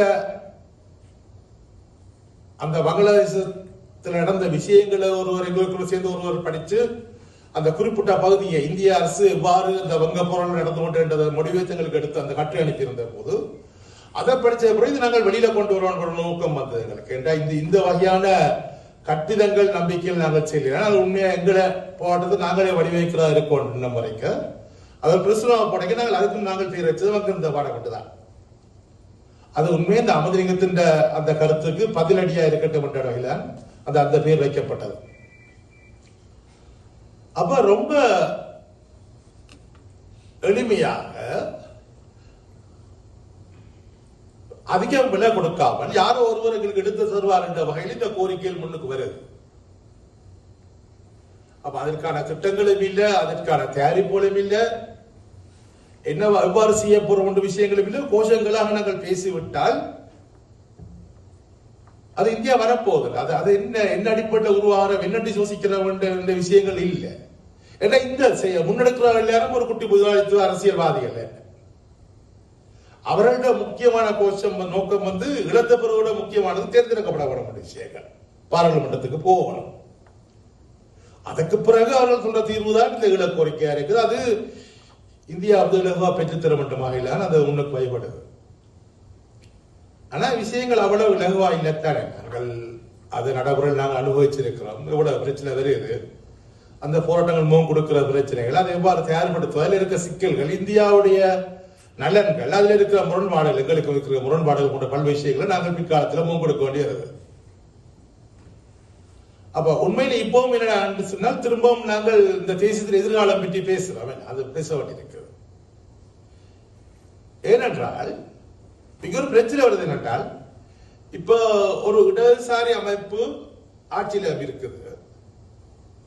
அப்ப இவர்கள் எல்லாருக்கும் தேசியவாதம் பற்றி ஒரு விளக்கம் இருக்கும். இவர்கள் எங்கட கோரிக்கையில சாதகமா பரிசீலிக்க வாய்ப்பு இருக்கின்ற வகையில சிந்திக்க நாங்க முனைந்தால், அதுல நாங்கள் இப்ப ஜேபி அமைப்புண்ட பொதுச் செயலாளர் டில்வின் சில்வா அவர்கள் கூட்டம் நாங்கள் பார்க்க வேண்டியிருக்கு. அவருடைய புரிதல் எப்படி இருக்கின்றது? அவர் சொல்றார், வடக்கு மக்களுக்கு 13ஆம் திருத்தமே தேவையில்லை. அவர்களுக்கு பொருளாதார பிரச்சனை இருக்குது. வடக்குன்னா வடகிழக்கு கூட சொல்ல தேவையான ஒரு தாய பிரதேசம் அவர் கருதவர்கள் இல்லை. அவையை பொறுத்தவரை வடக்கே தான் தமிழர்கள் இருக்கிறார்கள். அவர்களுக்கு பொருளாதார பிரச்சனை இருக்குது. அதுக்கான தீர்வுகளை கண்டா காணும். இப்ப நிர்வாகம் எல்லாம் கொழும்புல மையப்படுத்தப்பட்டிருக்கிறார்கள். இவள் எல்லா கோரிக்கைக்கு தேவைகளுக்கெல்லாம் கொழும்பு நோக்கி வர வேண்டி இருக்குது. இது தெற்கில் இருக்க சிங்களவருக்கு இதே பிரச்சனை இருக்குது. அப்ப இந்த பிரச்சனை நாங்கள் தீர்த்து விட்டால், இந்த பிரச்சனை அந்த தமிழர்களுடைய பிரச்சனை தீர்த்ததாகத்தான் அவர் பார்க்கிறார். அப்ப இவ்வளவு ஒரு ஒரு ஒரு மிகவும் மேம்போக்கான ஒரு பாதையோட ஒரு இடதுசாரி கட்சி என்று சொல்லப்படுற கட்சி என்று அது சொல்லப்படுறதா நான் கருதுறேன். என்றால் அவருடைய புரிதல் எல்லா விஷயத்தையும் கேள்விக்குள்ளாக்க வேண்டியிருக்கு. இருக்குமா இருந்தால், அது பொதுச் செயலாளர் நிலப்பாடு இப்படி இருக்குமா இருந்தால், அப்ப இதுக்கு மேல எடுத்து எதிர்பார்க்கிறேன் கேள்வி வருது. அப்ப இது ஒரு குறைஞ்சபட்சம் 13 இந்த அரசியலமைப்பு சீர்திருத்தம் 13 அமலாக்குவதா இல்லையாண்டெல்லாம் எல்லா பிரச்சனையும் வந்து இருக்கு. இங்க நான் ஒரு விஷயத்தை சுட்டி காட்ட விரும்புறேன். இதுல அது ஒரு ஒரு கராரான விமர்சனங்களை கட்டுரையில் உள்ளாக்குறது சரியான்னு தெரியல. ஒரு 10 எழுதப்பட்ட கட்டுரைகள், அதுல சுவாரஸ்யங்கிறதையும் சில விஷயங்களை சேர்த்திருக்கலாம் என்று ஒரு நினைக்கிறேன். அதுல ஒரு வகையை சொல்றாங்க. 2ஆம் கட்டத்துல 13ஐ துரதிஷ்டம் வாழ்ந்த இலக்கம் என்று சொல்வார்கள். அதனால் தான் இலங்கையில் அரசியலமைப்பு கொண்டு வரப்பட்ட 13ஆம் திருத்தத்தை 38 வருடங்களாக நடைமுறைப்படுத்த முடியாமல் இருக்கிறதோ தெரியவில்லை. இது ஒரு ஆசிரியர் ஸ்டேட்மெண்ட். இப்ப முன்னுக்கு சொன்ன மாதிரி அவருடைய சாரி பாரம்பரியத்தில் இருப்பாரா இருந்தால் இது ஒரு ஜோக் இல்லை. இன்னும் 13ஐயும் அதிர்ஷ்டம் இதெல்லாம் இந்த பேச்சு. அதுல கொஞ்சம் அந்த விஷயத்துல கொஞ்சம் மாற்றம் தான் அந்த இடத்துல. அப்ப இன்னும் எங்கட இழுவரி எங்க இருக்குன்றது 13 அடுத்து திருத்துவதா இல்லையான்றது ஒரு எந்த இடத்திலையும் வந்து இது ஒரு பள்ளின பல்கலாச்சார பல்தேச சமூகம் என்ற விளக்கத்திலிருந்து நாங்கள் போகல விஷயங்கள்.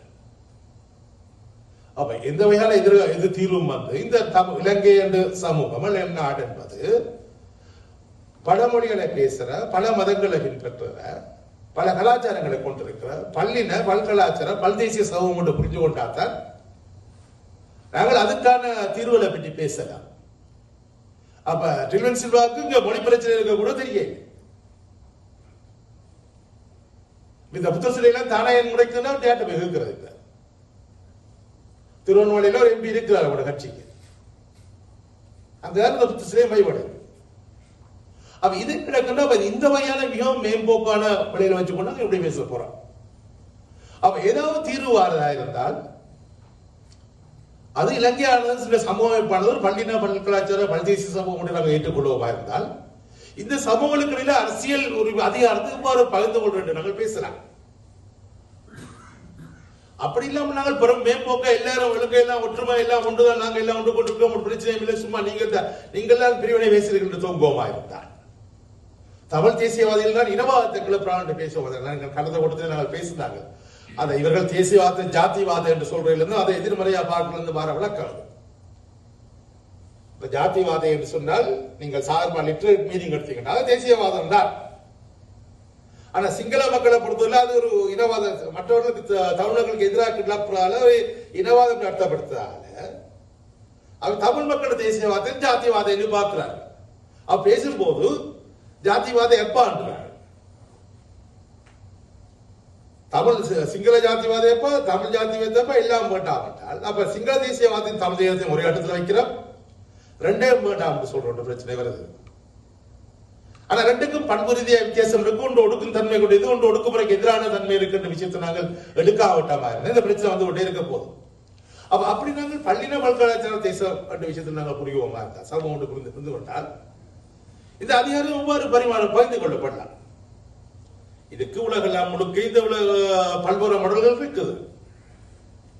சமஷ்டியிட பல்வேறு வடிவங்கள் அந்த சமூகங்களுக்கு அரசியல் ரீதியான சாசன ரீதியான உரிமைகளை பகிர்ந்து கொடுத்தும் மிகவும் பொதுவான பிரச்சனைகளை சேர்ந்து செயல்படுவதற்கான ஏற்பாடுகள் இருக்குது.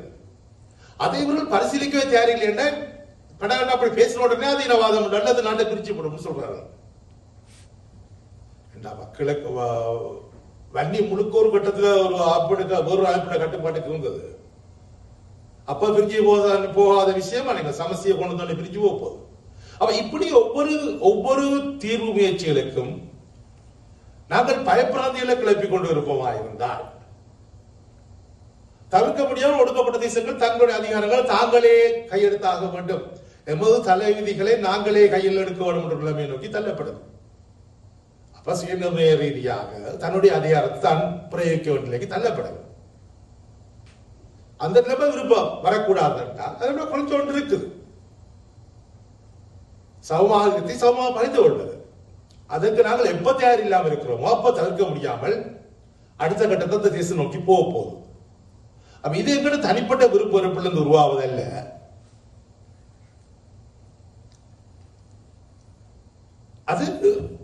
அது யாருக்கு அரசியல் அப்படித்தான் விட்டு சொல்லுது என்ன.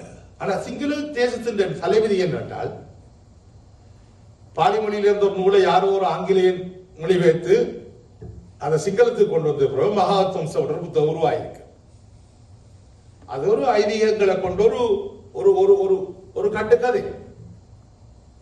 எங்கேயாவது சிங்கத்துக்கு யாராவது பிறக்க அதுல எங்கேயோ துட்டுக்கம்பூட கதையை வச்சுக்கொண்டு நீங்கள் எல்லாம் தாங்கள் ஒடுக்கப்பட்டிருப்பதாகவும், அப்ப தமிழ் மக்கள் அவர்கள் ஒடுக்க முயல்வதாகவும், அப்ப தமிழ் மக்களை ஒடுக்காவிட்டால் தாங்கள் ஒடுங்கி போகின்ற மாதிரி ஒரு கட்டுக்கதையை உடைஞ்சு வச்சுக்கொண்டு அதுக்கான அதை நோக்கி ரியாக்ட் பண்ணுவோம். அதை விட்டு நாங்கள் எதிர்வினை ஆற்றுவோமா இருந்தால் இது திரும்ப திரும்ப இதே மாதிரி நெருக்கடியெல்லாம் உருவாகி கொண்டிருக்க போது நினைக்கிறேன். இந்த புத்தகத்துல ஒரு அத்தியாயம்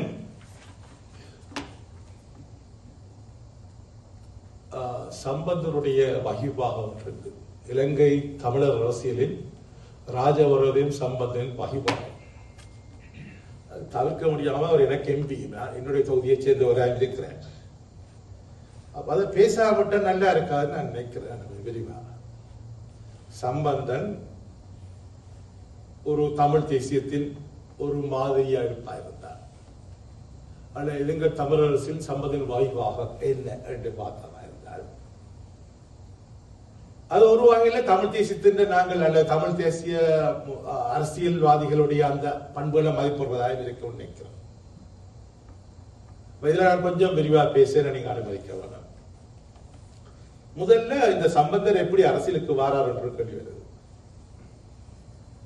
1970 திருவண்ணாமலையில 2 தொகுதிகள் இருக்குது அந்த மாவட்டத்தில். ஒன்று திருவண்ணாமலை தொகுதி, 2வது மூதூர் தொகுதி. மூதூர் தொகுதி வந்து இரட்டை அங்கத்தவர் தொகுதியா இருக்கு. அதுல முதலாவது அங்கத்தவர் ஒரு முஸ்லீம் ஆள், யாராவது வருவார், ஐக்கிய தேசிய கட்சி அல்லது ஸ்ரீலங்கா சுதந்திர கட்சியின் வருவார். அப்ப மஜீத் இருந்தவர். 2வதாக தமிழர் வருவதற்கான வாய்ப்புகள் இருக்கு. அது சங்கத்துறை 70ஆம் ஆண்டு தேர்தலில் வந்தவர். சங்கத்தினோடு சாதாரண ஒரு சொல்ல அவருடைய சமூகத்தில் உயர்ந்தவர் தான், ஒரு போடிதான் அவர். ஆனா ஒரு கிளரிக்கல் சர்வெண்டா இருந்து அந்த யூனியன்ல இருந்து அப்படி அடிபட்டு வந்தவரால் அப்ப ஒரு வயது சாமானியர் இருந்தார். அப்போ 70ஆம் ஆண்டுக்கு பிறகு அந்த எஸ்எல்பி காலத்துல தொகுதிகள் மறுசீரமைப்பு பிரச்சனை வருது.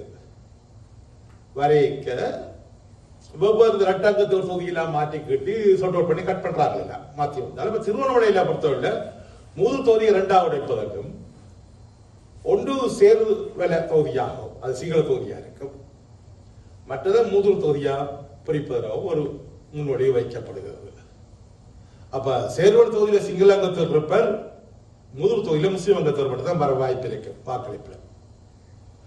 அப்ப அப்படின்ன வரைக்கும் தங்கத்துறையால் அதை பிரச்சனை படுத்துறாங்க, அவருடைய சீட்டை நீங்கள் பறிக்கிறீர்கள் நேரடியாக.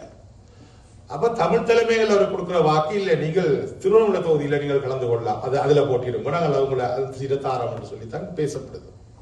அப்ப இது ஏற்றுக்கொண்டதுக்கு காரணம் தமிழ் தொகுதி, ரெண்டு புது தமிழ் தொகுதி உருவானது. ஒன்று முல்லைத்தீவு தொகுதி, இன்னொன்று மட்டக்களப்புல தேவநாயகம் தான் தொகுதியா இருக்கும் அந்த இறக்கோளம். அப்ப இரண்டு தகுதி கூட வரக்க இந்த ஒரு தொகுதியை விட்டு போனா பரவாயில்லைண்டா இவர கணக்கு வருது. மற்றது இரண்டாவது தமிழரசு கட்சியும் தமிழ் காங்கிரஸும் ஒன்று கொண்டு எதிராக போட்டிட்டு இல்லாமையில இருந்து இவன் தமிழர் விடுதலை கூட்டணியா வந்துட்டாங்க. அப்ப ரெண்டு பேருக்கு கூட கொடுக்கணும். அப்ப வன்னியில 2 பேரும் அடிப்படையிலாது வவுனியாவில். அப்ப முள்ளத்தையும் கொடுத்தா ஸ்தம்புக்கும் எனக்கு கொடுத்தா நினைக்கிறேன், அப்படி பிரிச்சு விட்டா பிரச்சனை இல்லையா. அப்ப கூட்டி கழிச்சு பார்த்து அது சாதகமா இருக்கிற ஏற்றுக்கொண்ட உடனே அப்ப நிச்சயம் மூணு தொகுதியை விடுவோம் அப்படியே. அப்ப தங்க தொகுதிக்கு கொடுக்கப்பட்ட வாக்கு அவர் திருவண்ணாமலை தொகுதியில அவருக்கு அவரை வேட்பாளராக கொண்டு கொடுக்கப்படுது வாக்கு. ஆனா எலெக்ஷன் அறிவிச்ச பிறகு அப்ப நடக்கிற திருவண்ணாமலை தொகுதியில் இருக்கிற பொதுச்சபை தமிழரசு கட்சியின பொதுச்சபை கூடி தங்கத்துறையை தன்னுடைய வேட்பாளராக அறிவிக்கவும் செய்யுது. ஆனால் அமுதலிங்கம் அதை ஏற்றுக்கொண்டது. அமுதலிங்கம் என்ன செய்யறால் அவருக்கு சம்பந்தன் அவரெல்லாம் படித்த அப்புக்காத்துமார் ஒரு பழக்கம். அப்ப அவருக்கு கொடுக்கப்பட்ட சீட். அப்ப தேர்தல் தொகுதி நடக்கும் போது அந்த தேர்தல் நடக்கும் முதலே ஒரு பெரிய உண்ணாவிரதம் எல்லாம் நடந்துதான் சமரசங்கள் பேசப்பட்டு கடைசியா ஒரு வாய் சம்பந்தன் கையில கொடுக்கப்பட்டது. அதுவே மக்களுடைய விருப்புக்கு மாறாக திணிக்கப்பட்டது. பிறகு அடுத்து வரும் தேர்தல்கள் அவர்களிடம் கொடுக்கலாம் சொல்லி 81ஆம் ஆண்டு நினைக்கிறேன் மாவட்ட சபையில் வந்த போது தங்கத்துறையை தான் மாவட்ட சபையின் வேட்பாளராக போட்டு அவர் மாவட்ட சபையின் அமைச்சராக இருக்கிறார், தலைவராக இருக்கிறார். அப்புறம் 83 கலவரத்துக்கு பிறகு எல்லாரும் இந்தியாவுக்கு போயாச்சு. அப்ப சமுதிரத்துடைய போயிட்டார். தங்கத்துல கொஞ்ச காலம் குளிருக்குள்ள இடையில 2 தடவை அவர் கைது செய்யப்படுறாமே வருது. ஒருக்கா கிளிவட்டி அவருடைய ஊர்ல ஒரு அரச மரத்துக்கு புத்த சிலையை வைக்க வழிகட்டு அந்த ஊராக்கள் சென்றதை வெட்டி இவர் நேரடிய சம்பந்தப்படையில அந்த நேவல் அரசியல் இருக்கிற முக்கிய நிராளி கூட போயிட்டாங்களா. அதுல ஒருக்கா போய் வழக்கெல்லாம் பேசி வெளியில வந்தார். புறக்கா ராணுவம் ஆடிக்கொண்டு போய்க்க வச்சு எல்லாரும் ஆடிக்கொண்டு போய் கேம்ப கொஞ்சம் சுட்டும் கொண்டவங்க. இவருக்கு பக்கத்துல இருந்த ஒரு ஆள் கொல்லப்பட்டவர் அந்த ஜெயிலுக்கு. பிறகு இவரும் இந்தியாவுக்கு சேர்றார். பிறகு சமாதானம் படிக்க முடிந்து முதிவா எலெக்ஷன் நடக்கல. 1994ஆம் ஆண்டு தேர்தல் நடக்கும். தேர்தலில் மாவட்ட ரீதியான தேர்தலில் 2 பேரும் பட்டியலில் இருக்கிறார், சம்பந்தம் இருக்கிறார், தங்கத்துறையில் இருக்கிறார்கள். அப்ப தங்கத்துறையில வெல்லக்கூடிய இருக்கு. அந்த ஒரு சாதாரண சிலங்களுடைய ஆள் இவர் ஒரு எல்ஐடிஸ் மாதிரி இருக்கு. இவர் நேரடியாக அப்ரோச் பண்ண முடியாது. தங்கத்தினுடைய எப்பவும் போலாம் பேசலாம், எந்த வகையில கலந்து கொள்ளக்கூடிய ஈஸியா வந்துட்டார். அப்ப உடனடியாக பிரச்சனை தொடங்குது. சம்பந்தருடைய பிரச்சனை இருக்கிறார். இது 2 வருஷத்துக்கு மட்டும்தான் நீர் இருக்கலாம், அடுத்த 2 வருஷம் என்ன குறிக்குது. அப்படி ஒப்பந்தம் பேசி இருக்கிறவங்க எல்லாம் புதுசா பேசுறாங்க. அப்படி இருந்தா தேர்தலுக்கு முன்பு அறிவிக்கப்பட்டிருக்க வேண்டும், அல்லது பத்திரங்களாக காட்டப்பட வேண்டும், ஒன்றும் இல்லை, தொடர்ச்சியா வலியுறுத்தப்படுது. அப்ப அதை தங்கத்துறை ஏற்றுக்கொள்றதா இல்லை. சரிதானே? அப்ப இதுல சம்பந்தருடைய ஆதரவான சொல்லக்கூடிய ஈழத்தினார் என்ன செய்யறார் என்றால் பல்வேறு கூட்டங்களை இதை பேசுறார். பேசக்குள்ள எங்களுக்கு வேடுவர் எல்லாம் எங்களுக்கு தலைவராக இருக்க முடியாது என்ற விஷயம் வருது. அது என்ன வேடுவர் வந்த ஒரு கேள்வி இருக்கும். என்ன இப்ப பொதுவா யாழ்ப்பாணத்து ட்ரெயின்ல போறாங்க பொதுவா தெரியும். அவைக்கு ஒரு நெப்பு இந்த வவுனியா என்ற அவர்கள் வெறும் காடுதான்.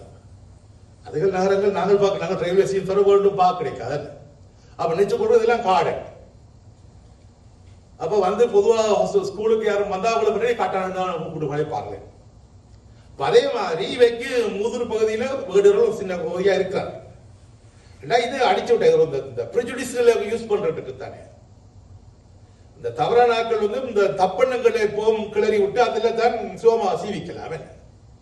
இப்ப யூதர்களை பற்றி ஒரு தப்பெண்ணம் சமூகத்தில் இருக்கின்றால் அது தப்பெண்ணம் என்று விளங்குறாங்கன்னு தெரியும். அறிவாந்த ரீதியாக பரிசீலித்து பார்த்தால் தப்பெண்ணம் என்று தெரியும். ஆனால் மக்களை ஏதோ வகையில் திசை திருப்பவர்கள் தப்பெண்ணங்களுக்கே தீனி போட்டு அந்த உண்மை மாதிரி காட்டி வலிக்கிடுவாங்களே. அது மாதிரி அப்போ வேர்டு வந்தானே எங்களுக்கு வேர்டு வந்தீங்களா தலைவருக்கு கீழே பேச்சு வருது. அப்ப அதையெல்லாம் கடந்து போகல. கடைசியா 97ஆம் ஆண்டு ஒரு பள்ளிக்கூடத்தில் ஒரு கட்டடம் திறப்புலாக்கு போயிட்டு அங்கு குண்டு வச்சு கொல்லப்படுறேன். அதை செய்தவர் இளத்தனான் என்றவருடைய மருமகன் என்று சொல்லி மருமகனான சொர்ணம் அவர் புலிகள் விடுதலை புலிகள மாவட்ட பொறுப்பாளராக இருக்கிறார். இப்ப இதுக்கு பிறகு விக்னேஸ்வரன் என்றவர் அந்த காலத்துல பொங்கு தமிழ் நிகழ்வுகளை மிக தீவிரமா நடத்தி கொண்டு திருவண்ணாமலையில அவருடைய பேர் அடிவடத்து வந்தது. அவர் லிஸ்ட்ல இல்ல ஆட்டாலும் வர கொண்டு ஒரு எதிர்பார்ப்பு இருக்குது. ஆனா அந்த எதிர்பார்ப்பு இந்த 2-3 நாட்களுக்குள்ள அவர் தன் வங்கியில மேனேஜர் வந்து அந்த வங்கிக்கு முன்னுக்கு வச்சு சுட்டுக் கொள்ளப்படுறார்.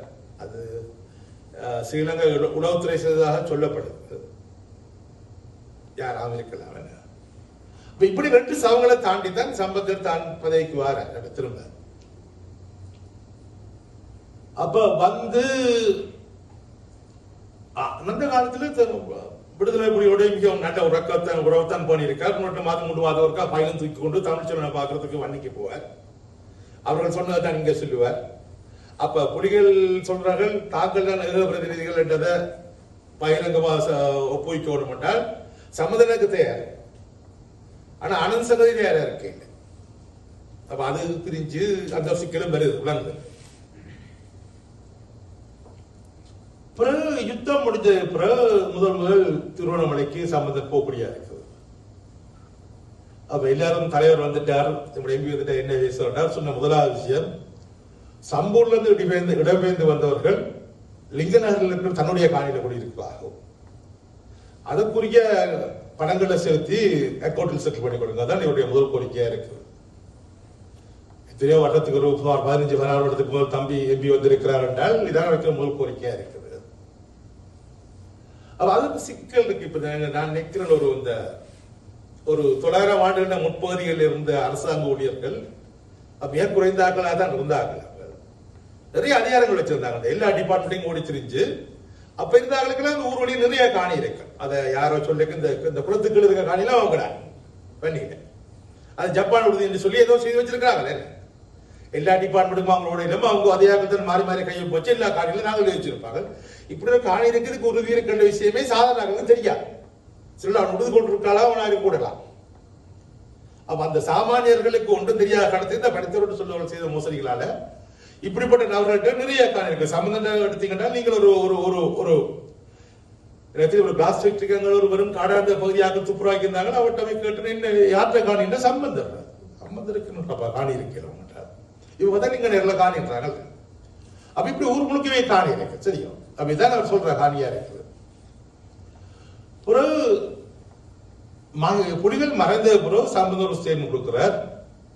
மஹிந்தாவை பாராட்டுறார். மஹிந்தா புலிகளை அளித்தால் தான் இத்தனை காலத்துக்கு கூட தன் தொகுதிக்கு போகக்கூடிய இருக்குன்னு சொல்றார். இப்ப நாங்கள் தமிழ் இவர் ஏனைய சொல்றது என்றால் இவர் தமிழ் தேசத்தின் பிரதிநிதி இப்படிப்பட்ட நிலப்பாடுகள் எடுக்கிறான்னு நாங்கள் வாக்கு பண்ணிருக்கிறேன். பிறகு ரணில மேடையில சிங்கக்கூடியவர் என்றது அது எல்லாருக்கும் தெரிஞ்ச விஷயம். இப்ப சம்பூர் பிரச்சனைக்கு நாங்கள் இங்கே ஒரு கூட்டம் கூடி இருக்கிறோம் நினைக்கிறேன். இந்த சிலருக்கு தெரியாம இருக்கும். அந்த கூட்டத்தில் ஒரு பிரச்சனை வருது என்னென்றால் சம்மதனிட்ட போய் அணுகக்குள்ள சம்மதம் இந்தியா நான் ஒன்று பேசிக்கிறார். இந்தியா இதுல தனியாக நான் அதை ஒன்றுமே செய்ய மாட்டேன். பட் நீங்கள் யாருடைய பிரதிநிதிகள் இருக்கல? நீங்க இந்தியாவுடைய ஏஜென்டா அல்லது எங்களுடைய பிரதிநிதியா? எங்களுக்கு இந்த இடத்துல ஒரு ஆக்கிரமிப்பு ஒரு எங்களோட சுற்றுச்சூழல பாதிப்பு ஏற்படுத்தக்கூடிய ஒரு ப்ராஜெக்டை நாங்க ஏற்றுக்கொள்ள இல்லை என்றால் நீங்கள் எங்களோட நிற்க போறீங்களோ அல்ல இந்தியாவோட நிற்க போறீங்களோ பிரச்சனை வருது. இதே மாதிரி நான் நினைக்கிறேன் சிலருக்கு ஞாபகம் இருக்கும் நினைக்கிறேன். ஒருக்கா அந்த அரசியல் கைதிகள் விடுவர் கட்டம் விடுவிச்சப்பட்ட ஒரு கட்டத்துல அப்புறம் விடுவிக்கப்பட்ட ஒரு கைதி இவரோட பேசிக் கொண்டிருக்கிறார். ஐயா நீங்கள் உள்ளுக்கு இருக்காங்களா நீங்க விடுவிக்கணும். இவர் காலுக்கு மேல கால் போட்டு பேப்பர் ஆச்சு கொண்டிருக்கிறார். அப்ப சொல்றாரு எப்படி இருந்து திறப்பு நட்டையில் தம்பி என்ன மாட்டுமே இது அந்த முடி ஓட்டம் பேசாம போயிருக்கலாம். தண்டை விட்டு அப்படியே அவன்கிட்ட வேற யார்கிட்ட போகணும் எதிர்பார்க்கிறீங்க. கேட்டு அவங்கள முடியுமோ இல்லையோ அதை சுயப்படுத்த கேட்கவும் அதற்குரிய செய்யறதுக்குள்ள கடமை பாடுங்க. நீங்க அதெல்லாம் சொல்லித்தான் பாருங்க. இன்னொரு சம்பவத்துல வேலை வாய்ப்பு சமுதாயம் கேட்டு சொன்ன நான் வேலை வாய்ப்பு எல்லாம் கேட்டு நான் விடுதலைக்காக வேலை செய்யணும். உங்களுக்கு வேலை வேண்டும் அரசாங்கத்தில் கேட்பனா இருந்தால் நான் என்ன போய் அவன்கிட்ட போய் விடுதலைக்காக வேலை செய்யல விஷயத்தையும் சொல்றேன். அப்ப விடுதலை செய்ய சொன்னால் வேலை அதை மாற்றுங்கள், இங்கால வேலையை கேட்டு அதுவும் இல்லை என்றால் இது எப்படி சிக்கல் இருக்க. அப்ப அவருடைய கடைசி காலங்கள் மிக மோசமாக நான் நினைக்கிறேன். பாடல்கள் வயதும் வந்துட்டது, 91 வயதிலே தான் சாரு, 92 வயது சாரு. அப்ப 88 89 வயது கூட இவர் பாலியலுக்கு மட்டும் ஒழுங்கா செல்ல முடியாது. தொகுதிக்கு சென்றது கிடையாது கடகாலங்களா. ஏன்னா ஒரு எம்பி தான் தொகுதிக்கு போய் அத்தியாவசியம் ஒன்றுமே இல்லை. என்ன பல்வேறு கடிதங்களுக்கும் இதுக்கும் தான் கையை போச்சா தான் நகரும். அங்கால எல்லா சாமானியர்களும் பிறகு கொழும்பு பார்க்கறதுக்கு பஸ் பிடிச்சு வர முடியாது. அப்ப செல்ல முடியல. எதிர்கட்சி தலைவர் கூட்ட காலத்திற்குள்ள அரசாங்கம் ஒரு வீடு கொடுத்திருக்குது. அதுல இருக்கிற அதுக்கு 2 கோடி அரசு கொடுக்குறாங்க. மாத பராமரிப்பு செலவுகள் வேலையாட்கள் எல்லாம் கொடுக்குறாங்க. அந்த எதிர்கட்சி பதவி போன பிறகு அதே மாதிரி வீடு கொடுக்கணும்னு கேட்டு வாங்கி கொள்றாங்க. அல்ல அதுல இருக்கு, அந்த வீட்டுல இருக்கிறாங்க. இதுல ஒரு கான்ஃபிளிக்ட் ஆஃப் இன்ட்ரெஸ்ட் இல்லையோ உங்களுக்கு? அப்படி ஒரு சந்தேகம் எங்களுக்கு இல்லையோ? அதற்கு எதிராக நாங்கள் குரல் கொடுக்கிறா சொல்றோம். அவன்கிட்ட வீடு வாங்கி அங்கே இருந்தவன்டா இது என்ன சீக்கிரம் இருக்கு. அப்ப இதுல நினைக்கிறேன் எங்கட சமூகத்தில் ஒரு பிரச்சனை இருக்குன்னா இந்த கான்ஃபிளிக்ட் ஆஃப் இன்ட்ரெஸ்ட் என்ற விஷயம் எங்களுக்கு படுறதே இல்லை. இப்ப நான் இங்க அனுபவிச்சானு கேட்டா எங்களோட உறவினர் ஒரு சின்ன குழந்தை 2ஆம் வகுப்பு படிக்கிற குழந்தைக்கு பேச்சுகள் சரியா வருதில்லை என்று அவர்கள் ஆசிரியர்கள் பரிந்துரைச்சார்கள். ஒரு ஸ்பீச் தெரபிஸ்ட கொண்டே காட்டுங்க. எங்களுக்கு இந்த விஷயம் புதுசா இருக்கு. அவர்கிட்ட கேட்டா யார்கிட்ட காட்டலாம் சொல்ல மாட்டோம். அவர் சொல்லிவிட்டா சொல்ல மாட்டேன். ஏன்னா என்னுடைய நண்பர்களும் ஸ்பீச் தெரபிஸ்டா இருக்கிறார்கள். அப்படி நான் அவர்கள் நோட்டி கொண்ட கையில் நட்டுவனா இருந்தால் அது கான்ஃபிளிக்ட் ஆஃப் இன்ட்ரெஸ்டா இருக்கும். அது நான் செய்ய இயலாது. நீங்க தயவு செய்து தேடி போய் வழியில கேட்டு விசாரிச்சா அதை பார்ப்போம். இங்க நாங்கள் அப்படி இல்லை. டாக்டர் இருப்பார், அவள் பாவங்கள் அப்படியே பார்மசிக்கு போனேன். இந்த பார்மசியில போய் மறந்தவாங்க. அப்ப ஏன் நான் கொடுக்கிறேன் சாய்ஸ் இருக்குதா இல்லையா, இதை விட்டா வேற விலை குறைவா இருக்குன்னா நாங்கள் பார்க்க முடியாது. அப்ப இந்த கான்ஃபிளிக்ட் ஆஃப் இன்ட்ரெஸ்ட் விஷயங்களை இங்க நாங்கள் பேசுறாங்க. அதை விட கிட்ட இருக்கிற அரசியல்வாதிகள் ஒரு நாணயமானவர்களா இருக்க அக்கறை கூட எங்களுக்கு பெருசா இல்லை. எந்த வகையிலும் ஒருவர் பதவிக்கு வரலாமா இருந்தால் வந்தவர்கள் நாங்கள் ஏற்றுக்கொள்ள தயாரா இருக்கிறோம். அப்ப இது அறம் சார்ந்த பிரச்சனை இருக்கோ இல்லையோ ஒன்றெல்லாம் நாங்கள் யோசிக்கிறேன். உதாரணமாக இங்க ஒரு குழந்தை படிக்கும், அதனால யூனிவர்சிட்டி போக முடியாது, குறிப்பிட்ட மெடிக்கல் கோர்ஸ் செய்ய முடியாது. காசுக்கு தான் நாங்கள் காசை கட்டி கூட இந்தியாவில படிச்சிடலாம். ஆனா இந்தியாவில இருக்கிற பிள்ளைகள் நீட் பாஸ் பண்ணாம வெளியில நீங்க தற்கொலை செய்து இருக்குங்க. அப்புறம் இந்தியாவில படிச்சு கூட நாங்கள் இந்தியாவில வேலை செய்யறோம், நாங்கள் இலங்கையில போய் வேலை செய்யணும். அப்ப காசு இருந்தால் நாங்கள் எந்த வகையில இதையும் பெற்றுக் கொள்ளலாம். பெற்ற பிள்ளைகள் நோக்கியாக்கள் மயக்கு தான் போறாங்களே.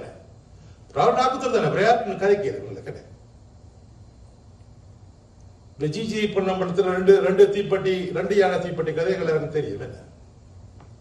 அது எல்லாரும் ஜிஜின்ற வாக்கு சாதனையோ பார்த்த அளவுக்கு எத்தனை பேர் அதுல இருக்கு அரஞ்சமந்தா யோசிச்ச கேள்வி இருக்குத்தானே.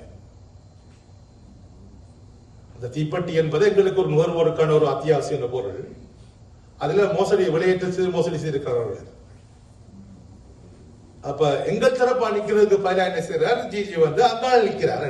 அந்த வர்த்தருக்கு வாடி விட்டு போயிட்டார். இதான் நாங்க சொல்றோம், எங்கட கண்களை நாங்கள் எங்க சல்லியை குட்டி கொள்றோம் மாதிரி நாங்கள் அதை சாகசமா நிக்கிறோம். பின்னால வந்த குஜர கஜேந்திரன் மன்னன மகேஸ்வரன் இவர்கள் என்னண்டு ஒரு கேள்வி வரணும் இல்லை எங்களுக்கு. இது அறம் சார்ந்த விஷயங்கள் இருக்குதோ இல்லையா? அப்ப இப்படி இருந்த சிரம் எல்லாரும் கடைசி வரைக்கும் எம்பியாவே சார சாகரத்துக்கு இருக்கடமாடாப்பா இது உற்சாகமாக சிறுவன தொகுதியில் அன்றாடம் சிலை வைக்கிறது வந்து நீங்கள் ஓடி தெரியக்கூடிய எப்ப நினைச்சாலும் போகும் வரக்கூடிய ஒரு இடம் துணி போட்டதால் இருக்கணும். நாங்கள் சாத வரைக்கும் திருவண்ணாமலை எம்பியா இருக்கிறோம். 3-4 வருஷமா அங்க தொகுதிக்கு வர பிரச்சனை இருக்குது. இப்படி இருக்குள்ள நினைக்கிறேன். இங்க ஒருத்தர் குதாசன் போய் அங்க சுண்ட போட்டிருக்காங்க. கடைசியா இங்க ரிட்டையர் பண்ணி போட்டு சீனியர் வகுப்புக்கு போற மாதிரி நாங்கள் பண்ணி துண்டை போட்டு நிக்கிறோம். அங்க சிட்டிசன்ஷிப் அங்க போய் போட்டு இப்ப சம்பந்தன் சார் ஆட்டோமேட்டிக்கா கோவாசன் எம்பி ஆகிறார். இப்ப அவருக்கு 75 வயது 2ஆம் தரம் எம்பி ஆயிட்டார். இனி அவர் சாகிற வரைக்கும் இல்ல, இது ஒரு வகையான அரசாந்தம் எங்கட தலைவதியை யோசிக்கிறதா இல்ல அரசாந்த பிரச்சனை யோசிக்கிறதா இப்படி விட்டுட்டு இருக்க போறோமா? இது எங்கேயோ கேள்விக்குள்ளாக வேண்டியிருக்குத்தானே. அடுத்ததா இந்த புத்தகத்துல வேறொரு விஷயம் வந்து இந்த ராணுவம் வந்து காணிகளை விடுவிக்கிற சம்பந்தம் பிரச்சனை வருது. இப்ப நான் நினைக்கிறேன் இது வெறும் ஒரு பாதுகாப்பு பற்றிய பிரச்சனை அல்ல. அப்படிதான் சொல்லுவாங்க. இப்ப உதாரணமா கைப்பற்றி நிலங்கள் யுத்தம் இருந்த காலத்துல வச்சிருந்தீங்க, நியாயம் இருக்கு. உங்களுக்கு மோட்டார் அடிப்பாங்க, வேறு ஆயுதங்கள் அடிப்பாங்க. நீங்கள் ஆமி கேம்ப்ல 3 கிலோமீட்டர் 4 கிலோமீட்டர் தள்ளி வரைக்கும் போடுற பிடிச்சிருந்தீங்க. அதுக்கு ஏதோ ஒரு நியாயம் இருக்கு. யுத்தம் முடிஞ்சு போச்சு, அதையும் சாகசமா கொண்டாடி தோத்தாட்சி குடிகள் ஒன்றும் இல்லாண்டு நீங்கள் சாகசம் காட்டிட்டு இந்த காணிகளை எப்படி வச்சிருப்பீங்க கேள்வி இருக்குது. உடனே ராணுவ தலைமை செல்லும் போட்டான், அது முடியாது, கொடுக்க முடியாது, பாதுகாப்பு பிரச்சனை. ராணுவம் 3 லட்சம் வச்சிருக்கணுமோ, 1.5 லட்சம் வந்து 3 லட்சம் வாங்கி தான் யுத்தம் முடிச்சுங்க. இவ்வளவு வச்சிருக்கணுமோ என்றால் அதை குறைக்க தேவையில்லை. ஒரு பக்கம் அவங்களாம் நாங்கள் யுத்தம் பண்ணிட்டோம் எல்லாம் முடிஞ்சு போச்சுன்னு சொல்லி போட்டோம். அது வச்சிருக்கேன். இதுல ஒரு பொருள் வகை நிலை அந்த ராணுவ தலைமைக்கும் வந்துருது. ஒரு 3 லட்சம் பெரிய ராணுவம் இருந்தா அதுக்கு வர சப்ளை என்ன, அதுக்கு கொடுக்குற சம்பளங்கள் என்ன, இதுக்கு போடுற வெட்டுகள் என்ன, தொகை வந்து குவிஞ்சிரு. இந்த காணிகள் சும்மா இருக்கிற வெறும் காணிகள் அல்ல, இவையெல்லாம் வளமான விவசாயம் செய்யக்கூடிய காணிகள். அந்த காணிகள் வெறுமனையா இல்லை. அங்க ராணுவத்துல துணைப்படையை வச்சோ அல்லது ஊர்ல இருந்து கூடியலை கொண்டு வந்தோ அல்ல அந்த காணிகளை செய்யறாங்க. எனக்கு நண்பர்கள் சொன்னா இவங்க செய்யப்படுற விளைச்சல்கள் சிலோட சந்தைக்கும் வருது, எங்க யாழ்ப்பாண பொதுமக்கள் சந்தைகளுக்கும் வருது. வந்தா அன்னைக்கு இங்க விளைய செத்து போகும். அப்புறம் ஒரு வளமான வாழ்க்கையை இந்த ராணுவத்தினம் அனுபவிச்சு கொண்டிருக்குது இதுல வச்சு. அப்ப அதை கைவிரல் இருக்கிற தயக்கங்கள்ல வெறும் ராணுவ நோக்கங்கள் மட்டுமல்ல, அந்த பொருளாதார நோக்கங்களும் இருக்குது. அதை என்ன செய்யலாம் ஒரு பாதுகாப்பு காரணமாக அடிக்கடி சொல்லிக் கொண்டிருக்கிறாங்க.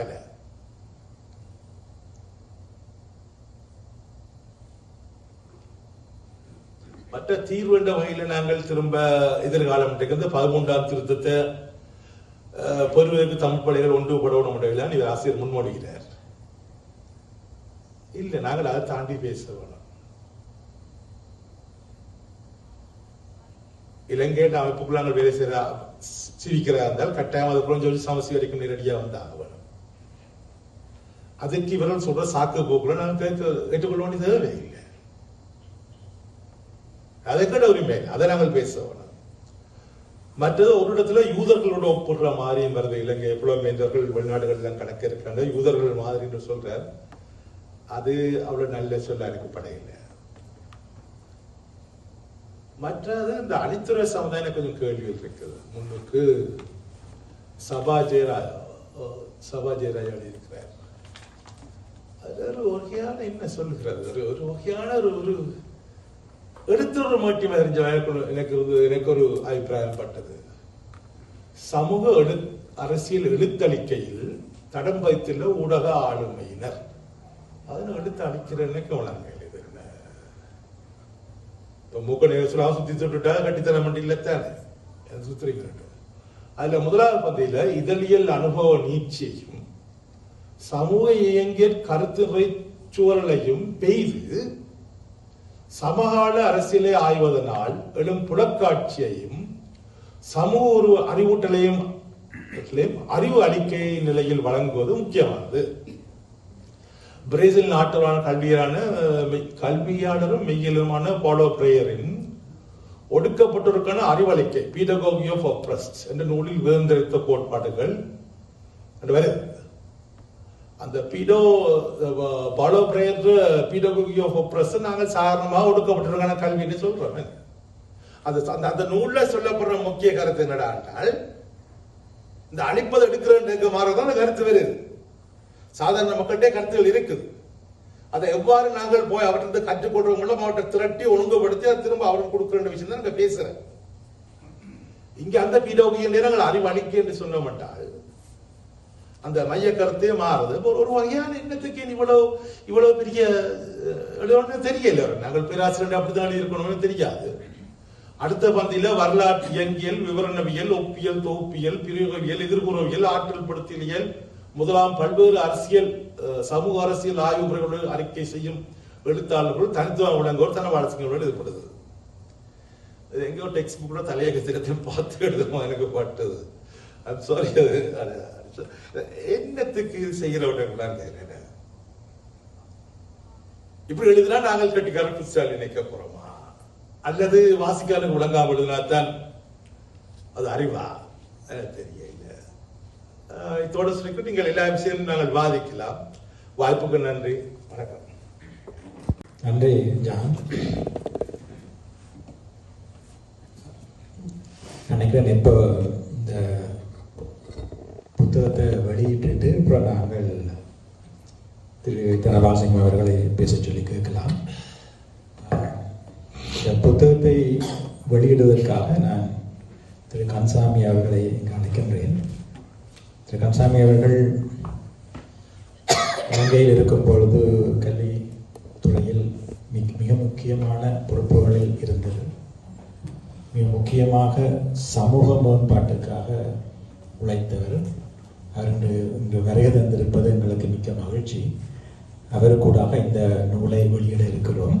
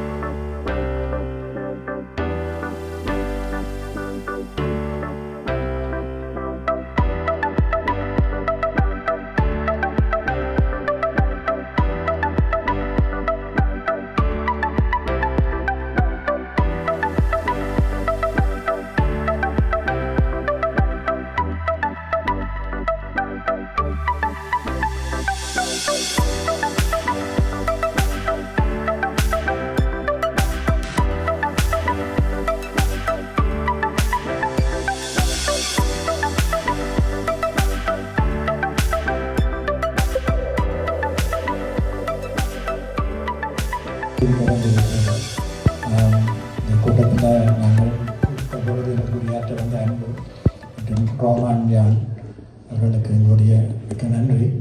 மற்றும் இன்றைய இந்த கூட்டத்தை ஒளிப்பதிவு செய்திருக்கும் தடையத்தார் கிருபா அவர்களுக்கும் மற்றும் குமார் அவர்களுக்கும், இன்று இந்த இணையவழி விஷயங்களுக்கு எங்களுக்கு உதவிய கெவின் அவர்களுக்கும் எங்களுடைய மனமார்ந்த நன்றி. மற்றது இந்த பொழுதில் நீங்கள் வந்து இந்த விஷயத்தில் கலந்து கொண்ட உங்கள் அனைவருக்கும் எங்களுடைய தோழம் நிறைந்த நன்றியும் தெரிவித்துக் கொள்கிறேன். இவ்வளவு நேரமும் எழுத்தாளர் வீரகத்தி தனபாலசிங்கம் அவர்கள் எழுதிய தமிழ் தேசியவாத அரசியலின் எதிர்காலம் என்ற நூல் வெளியீட்டையும் உரைகளையும் பார்த்திருப்பீர்கள் என்று நம்புகின்றோம். இந்த நிகழ்வை நீங்கள் மட்டும் பார்வையிடாமல் மற்றவர்களுக்கும் பகிர்ந்து கொள்ளுமாறு உங்களை அன்போடு கேட்டுக்கொள்கிறோம்.